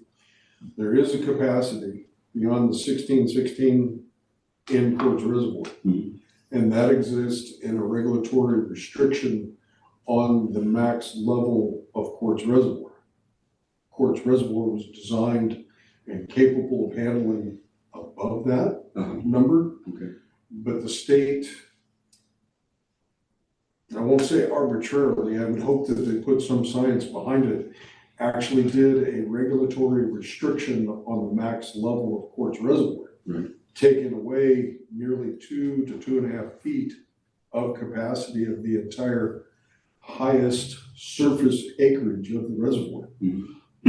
So there's literally between 85 and 95 acre feet of capacity that has been regulatorily restricted. Okay. So that could be, that would be far cheaper an acre foot to actually go back and have that debate. Absolutely. And try and jump through the legislative hoops to gain that back. Right. Versus, building another capacity somewhere else. Have we explored that? we just, That's, Oh, we can't yeah, talk about that. we Okay. can't get into that. Yeah, so lots of good conversation, about, some of the details to manage, mitigate these costs. So I don't know if I can't talk about it, let me know, but is there things we could do to increase the quartz reservoir capacity? We're discussing just connection fees and capital fees, so Okay. we can't get into like projects, Okay. it's not agendized, so we can't get into that. Free call. Okay. Yeah, and we've had conversations before and happy to, and David touched on some of that. So then, that was the storage component of the capital, charge or facilities fee, $213. But then, as I said earlier, it's one thing to store everything, but you need a way to dispose of it and empty the reservoir before the beginning of the next cycle. And so the other side of this equation is the disposal, which is irrigation in this case, capacity. And at the time, we had a water balance that basically said we need 143. I know this is 133 acres, but it's 143 more acres to serve the future ESFRs. So to serve those additional 2,072, we need 143 acres of land to get rid of the water that they deposit in storage. And how do we quantify the cost of that? Well, I mean, it's tough, but at the time, 1 acre of irrigation system was running about $7,500. And this is, David could speak to this, but it was hiring a contractor to come in and trench and lay kind of small diameter laterals with rainbird sprinklers, that kind of system. We have other systems that we could do too. does that number negate either the purchase of the land or cost of the infrastructure? No, it's just the irrigation system. We still, Okay, so that doesn't cover the cost of land, that is just the sprinkler or disposal infrastructure. correct. And the reason we didn't put in land specifically for that irrigation component is because we've had a relationship historically with the ranchers that will give you the water if you sign an agreement that you'll use the water on your land. So we've avoided, in hindsight, it'd be better if we owned it, but that's the way we manage those costs is we use somebody else's land at no cost, but with the contribution for them using the water is this irrigation system that we install. Does that make sense? But then we also did need to actually physically own dry year land. And that is just land that from one year to the next could be fallowed depending on the rainfall year. So because the reclamation system and the storage has big swings depending on how much rain we get that year, on a dry year, we can't just turn everybody off. So we need to keep a baseline amount of water for those people. And then this 40 acres is a switch on, switch off year to year, just depending on rainfall. So we had to buy that, and we used $10,000 an acre for that, which is similar to the cost that we spent for Betty West. And I think we would want to revisit that, but ag land, not high value ag land, but 10,000 an acre. So 400,000 there. So when you add the two costs up, you get 1.4 million-ish to serve that 2,072 ESFRs, which is on the next sheet. And that translates to $711 per household. And so you add the storage component of 2013 plus the disposal component, you get 924. The Jamestown paid that lift station adder fee because they used to have a pump station. So theirs was 924 plus 233. And so they paid that. No. That's pretty much it. Sounds like there's lots of other conversations to be had, but as far as capacity charges, that's how we calculate it. Wow.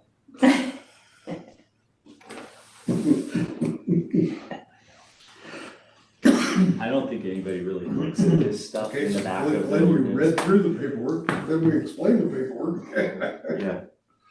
Yeah, Yeah, I get a lot of use out of these exhibits when, a lot of folks don't know about capacity charges, and often, people feel like they're arbitrary, and so I show them these, and it's definitely not arbitrary. Yeah, there's a lot of effort, a lot of consideration.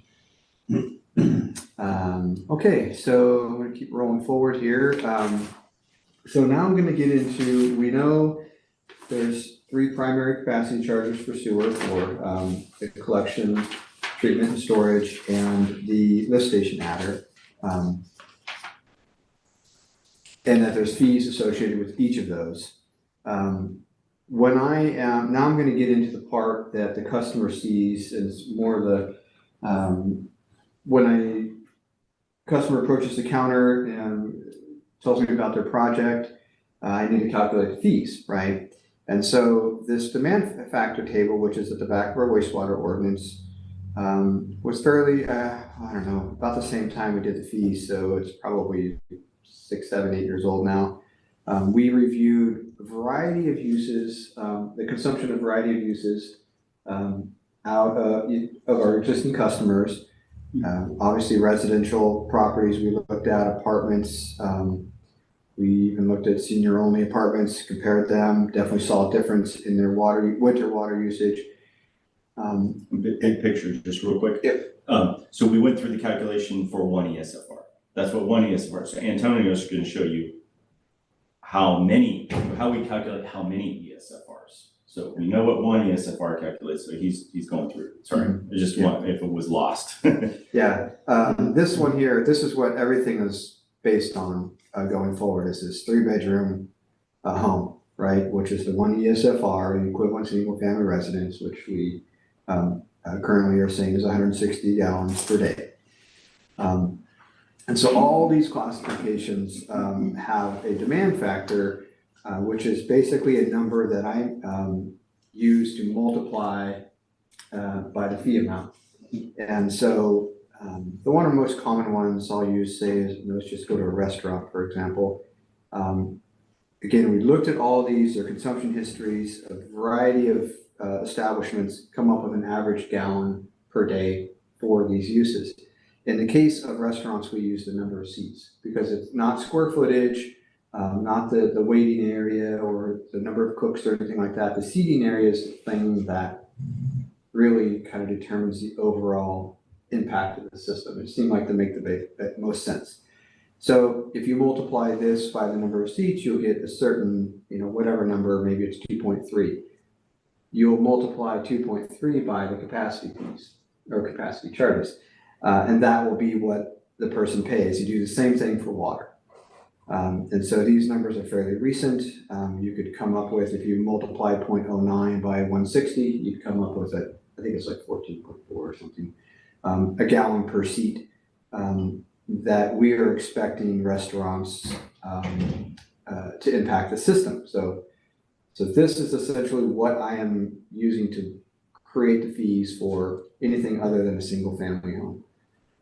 I share this with developers all the time.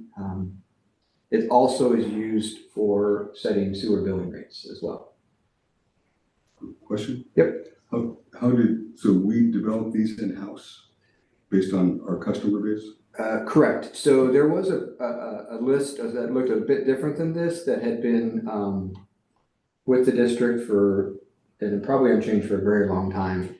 But when we decided to review it, again, I say 7, 8 years ago, I can't remember exactly. And some of them we eliminated certain classifications, other ones in fact, I think that we did this with the community's help too. We changed how we looked at some of them. So for instance, in a medical facility, we had someone that actually kind of understood medical facilities, and they said, the driving factor, we thought, okay, is the doctor. So it's one doctor, right? Well, there are other job classifications like nurse practitioner and physician's assistants that also can individually see patients. So we said, okay, well, let's add all those And so when a development comes in, that's a doctor's office, I ask that question, how many of these 3 positions do you expect to have there? It's not perfect, I don't do audits. You know, a lot of it is, you know, a lot of these plans, if you do a new medical facility, like in the cancer center, they don't just make those buildings in which just various spaces that they fill later, they have names on them, right? And so on each of the rooms, so you can kind of double check looking at the plans that, you know, but a lot of it is just the customer puts it in writing, tells me what they're doing, and I use this to calculate the fees. Restaurants clearly have a number of seats, so I just count them up. I make sure on every commercial project to get their floor plan.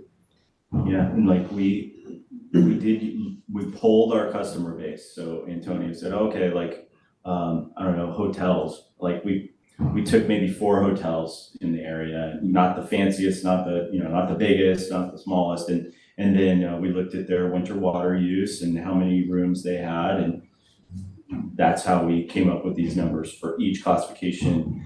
Some of them, they don't exist in our service area. And so in that case, there's a little bit of like by calculation in some of those it says, hey, we're just going to need to talk with you and look at your plans. But we tried our best. Yeah, like car washes, there's a variety of styles. Some, the touchless is different than the ones with the brushes and things like that. Some recycle more.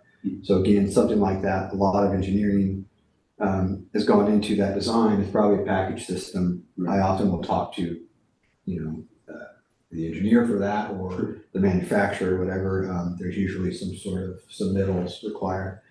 But these have been really effective, and these numbers end up being really good. We put a lot of effort into it. Literally called almost everyone that was in our table. We had this very large spreadsheet that documented all this, and whenever it gets challenged, we're really good actually. So the hard work paid off in this case for sure.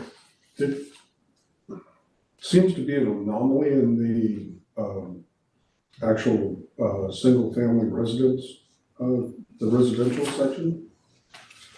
Whereas, the 1-bedroom home accessory dwelling studio is 0.7.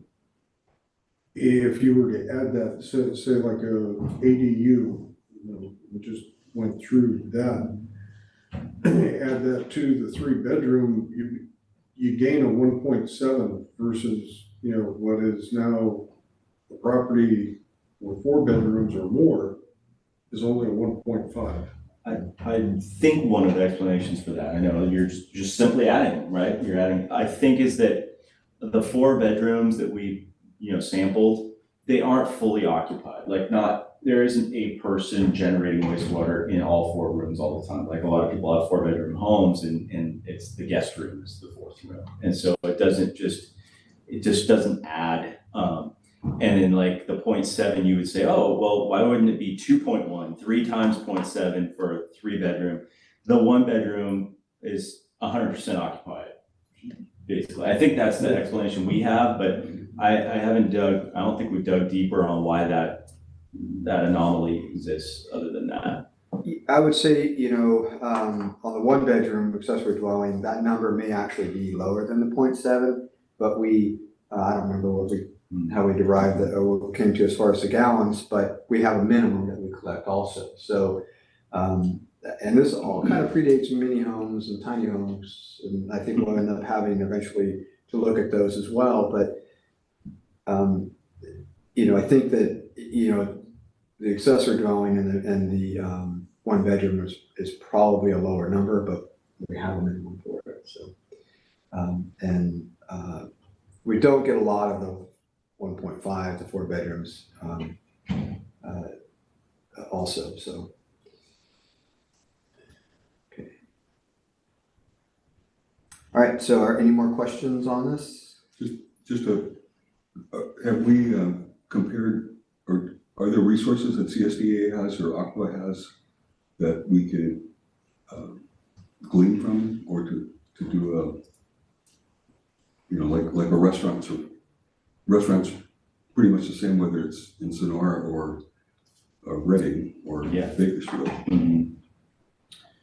What do you think? I haven't seen anything, there are some, I think I looked for like for, RV parks, I think that was one that, when the Tudor RV park went in, I think they were saying 50 gallons a day or something like that, but I think you could see, a lot of differences. So if you take, a fast food restaurant on the side of the highway outside of Tracy, it's probably gonna be a lot more than, our Wendy's, Sure. and so, this definitely reflects our community, and there are different ways that this is done. I think that in Calaveras, they use the fixture unit method, I think. And there are definitely different ways to do it. We just stayed consistent with what we had before. We just made sure that the classifications matched what we have here and the consumption for the area. Yeah, we don't use a fixture unit. I don't think it's the appropriate way for this because fixture units are great for sizing internal plumbing. They don't really speak to how much water usage really. They're designed for the the Super Bowl. Everybody's flushing at the same time. Well, that would grossly overestimate their true impact to the system. So we don't do that. And Super Bowl halftime spike. Yeah. Comes about the start of the fourth quarter.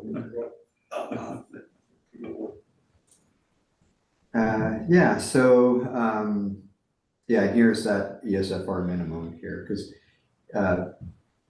if you didn't have the minimum, then you'd have things coming in, the 0.1 ESFR and things like that. It's just a way of sort of streamlining it.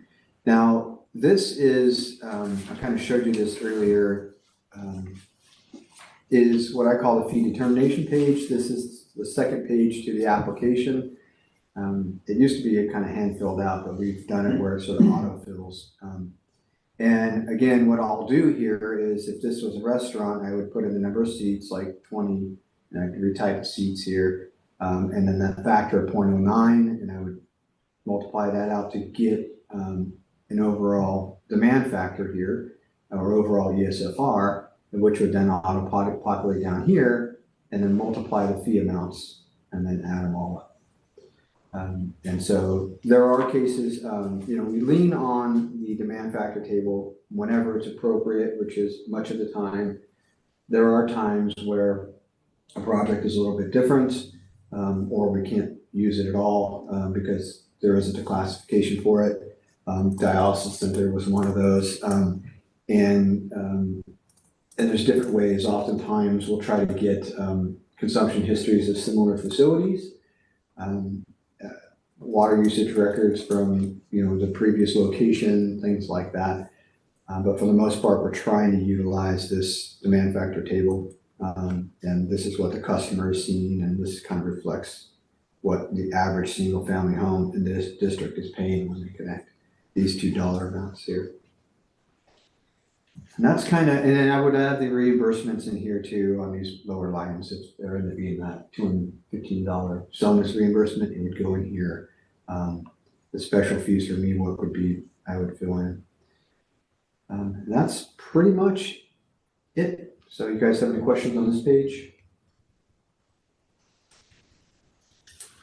Antonio, does the district have, do we get a report or do we do a review of property changes as far as Change of use? Yeah, as far as it was, say, a sports exercise gym, and the owner came in, changed it to a restaurant.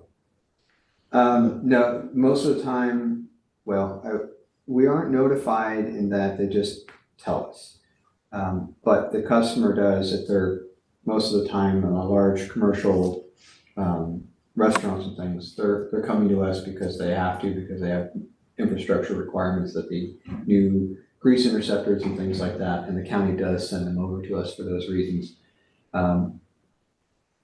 They're kind of caught in a variety of ways. We need to be tracking building permits. That's a little bit late sometimes. So most of these commercial restaurants, which are the big ones, there is a designer of some sort, engineer, architects, and they are reaching out very, very early in the process, because they're usually franchises and that's just their normal process.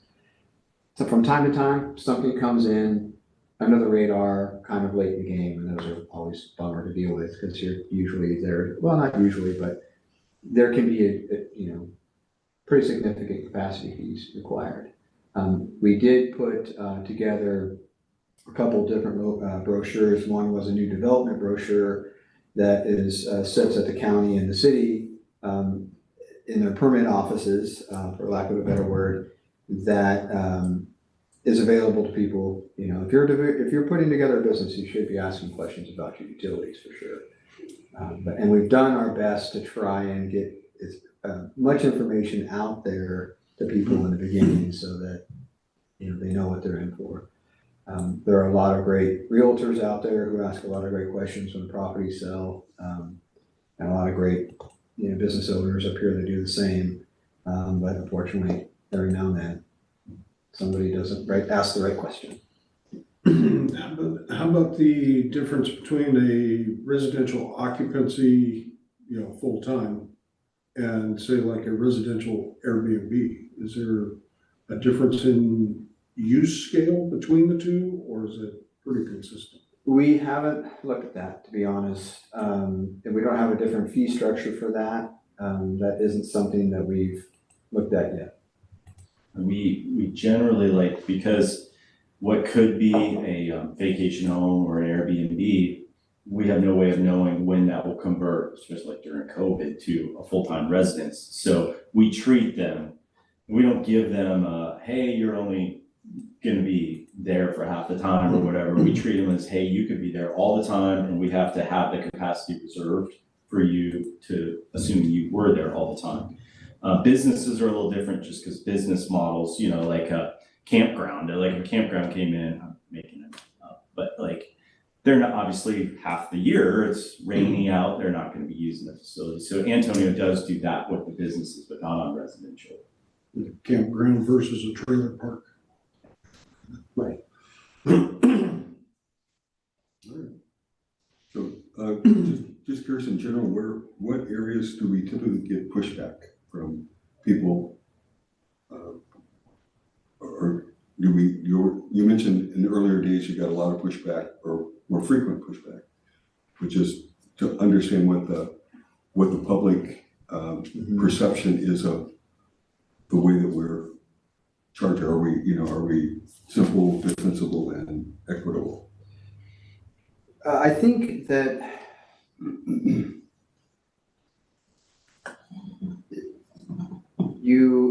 the people who, if you're experienced at development, then you understand what a capacity fee is, that you have to kind of put in your own infrastructure. It sort of ebb and flows, I think, when we get pushback from people. And when I say pushback, it's just people not knowledgeable about our fees.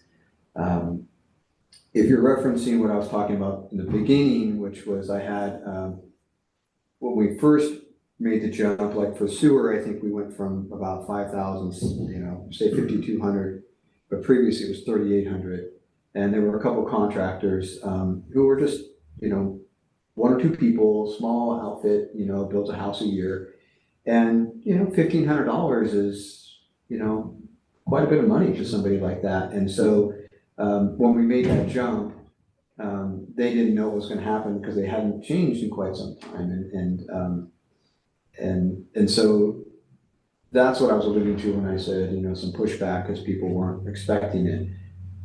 And that's sort of the benefit of telling everyone now that, hey, every year they get reviewed and increase because now they kind of are expecting it, and budgeting for it. But it's sort of, for the folks that aren't expecting capacity fees, I don't know why they don't ask the questions ahead of time.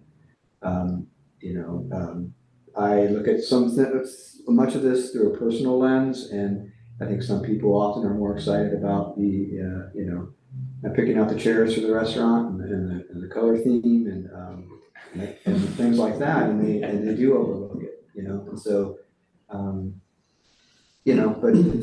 but You definitely should be thinking about that stuff when you endeavor in a large project, for sure. Telling Antonio is part like sort of guidance counselor, and he's got a great sort of persona to deal with the public on these and to help them kind of through the process, because he runs the gamut of sophisticated developer or all the way down to just anybody, layperson walking in the door that has never done this before, that is building their dream home on a limited budget. So he's got to kind of manage expectations there, but still keep the customer, our ratepayers' best interest. I'd say the other area of conflict is just generally government. We're government, and people get frustrated with government, and it's another fee or a charge, and they don't understand where it's coming from. Why is it so expensive? I'm paying this, and yet I'm not even getting water? You mean now you want me to pay? So those kinds of things. So he has to explain that to them. The good thing is these charges run with the property. So he also, the other part of his job is to maintain a record of, so when there's a change of use, he goes back and says, okay, so this is changing from a health and fitness club to a restaurant, I think was your example. Well, that parcel or that business had paid 2.3 ESFR capacity. Well, that transfers as a credit to the new owner. So if they're only paying for their proportional incremental increase in capacity to go to a restaurant. But for small mom and pop businesses, which our community is a lot of, I mean, to come in and have a $20,000 charge right before they've even opened the doors on their business it's tough. And if they didn't budget for it, it's really difficult. And they don't even see what it is. It's just they write a check.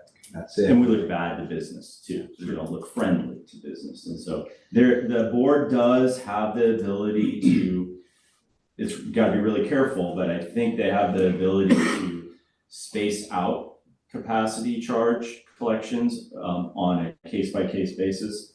I don't think we've done that very much because it's a slippery slope. You're given some preferential, but that's for ones where we don't have a very clear classification for that demand factor table. There is a provision that allows us to do an audit. And I think we did an audit one time and turned out pretty close. We were really close. Yeah. And so in what we thought the demands were going to be. And so, yeah. But again, on that pushback, showing people those exhibits, showing them the section from the state code that, we have to do this, we have to be fair, look at the detail that we put into this. If we don't do this, then we don't have the facilities we need to serve you. And if we hadn't been doing it, then we wouldn't have, the ability to serve you. So, yeah. They try to talk me out of it, but unfortunately they never do. Maybe not so much trying to talk you out of it, trying to, hey, it's not a dog, it's a sheep. It's something different than, what it is. Is there any playback that way as far as? I mean, yeah,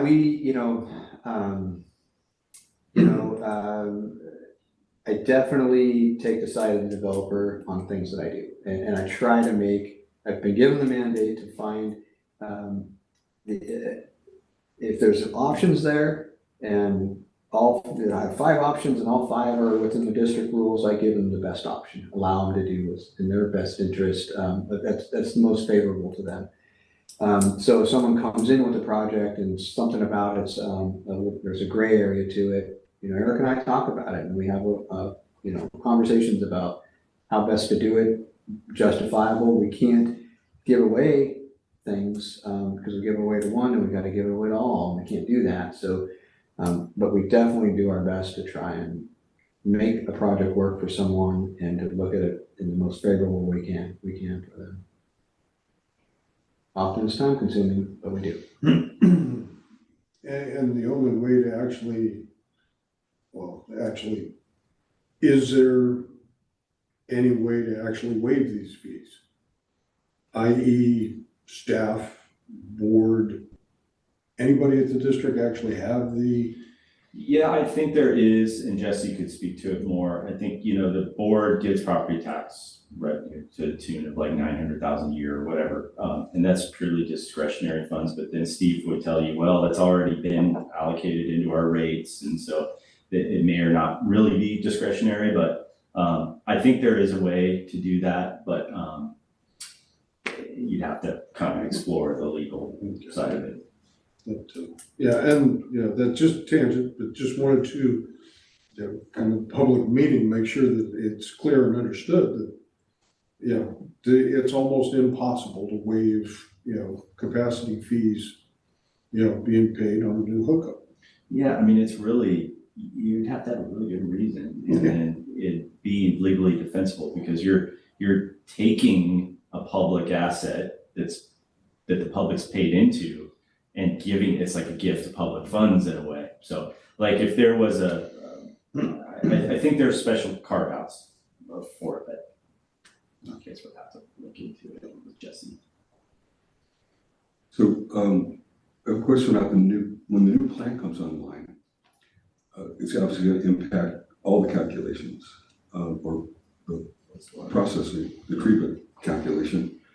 Do we have a rough idea? Is it gonna, talking about big jumps or potentially big jumps? Are we talking, is it an order of magnitude? Is it a small percentage of doubling? I mean, do we have a rough idea so we can, as a board, we can anticipate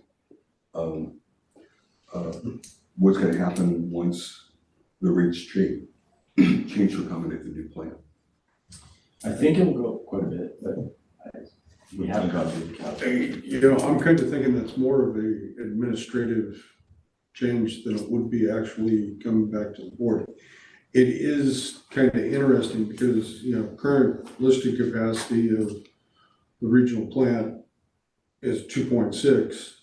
We dropped that actually back to 2.1. Yeah, well, too, yeah. There's a whole bunch of different connections and, that doesn't mean that we won't ever exceed 2.1 because there's other ways to look at. There's wet season flow, there's peak, hourly flows, so there's a lot more goes into that. But the design capacity that you would actually rate the future ESFRs on kind of shrank a little bit, by the 500,000 GBD, based on this is what we have, this is our connections, this is what the average flow of an ESFR is, because the original regional plant, it was designed at that capacity based on a higher gallon per day ESFR than what the new Sonora regional is. And that gets back into the washing machines and low flow, So plumbing appliances. So the existing plant capacity is how much? 2.1. 2.1. The new one or the existing is 2.6 gallons per million gallons per day. And then what's the new plant? 2.0. Yeah, and one would say, why did you go backwards? If you look at the growth in this community and the forecasted growth, it just made no sense to carry that additional capacity. The real issue David could go into is treatment processes and biosolids, and so we focused our effort on that, not the hydraulics, because we couldn't even forecast out 70 years we wouldn't get to 2.6, unless, of course, a bunch of other things happen, like we took on Jamestown, which is another subject, but then they would have to pay for that capacity upgrade. So anyway, yeah, it's hard to forecast. I mean, I don't think they'll go down, but like David said, there's a lot of little nuances there about the treatment capacity and gallons per ESFR that we'd have to put them all together and see. Is the new plant designed such that the capacity could be increased without a lot of extra cost? It wasn't really designed for that, but I think that what we could do is we could run the plant at a We're getting off topic, sorry. You can ask There's a questions like simple this answer to your after question the after the meeting is meeting. closed. Okay. So after review of everything, does the committee have any recommendations or just review item? This was a review item. Okay, one more time? Do you have any recommendations? Or do we can have it as a review item? Just that it was a review item. Want me to take a stab at it? I would recommend bringing to the full board a review of the cap for the CCI calculation and for a future wastewater committee topic, the calculation of the septic receiving facility rate, to go through that for discussion on possible changes to that calculation, and then a, future calculation based on the operational cost of the new wastewater treatment plant. Is there any other point in the presentation you would like to see future review of or recommendation to the board? Just kind of in general, I think we should, if we haven't, maybe we've already done this and not necessarily, but just to review kind of what other folks are doing. If there are any industry standards, we can kind of benchmark where we are. It might save, staff time and energy. I would think there are somewhere out there between Aqua and CSD of other, just get an idea a review of what other folks are doing, or maybe even get a peer review of a similar. So that's kind of a general comment, and then just I am thoroughly impressed with the level of commitment we have to the simple, defensible, equitable. I think staff has done should be commended for doing a great job in developing what we've got here. So kudos to everybody. Okay, so David, you wanted the CCNI for the board to review it. Board to review CCNI cap cap. on the CCI annual increase with recommendation to remove cap. We just put for the board to review. Yeah, for the board to review. So we'll basically be reviewing the annual increases next week. Right, because we're doing that already. So what you just recommended, we're doing that next week, right? Am I Well, correct? I think, I'm not specific, I'm going there just to tell them that. Informational. Yeah, it's informational, but you could discuss that cap. Can't take any action, but I think you could discuss it, it's all relative, So how does the committee make a recommendation for an agendized item for removing the cap? Or I is think that in what? the meeting, you could discuss it and then make a Right, recommendation. you would to come back. discuss it and then make a recommendation during the board meeting.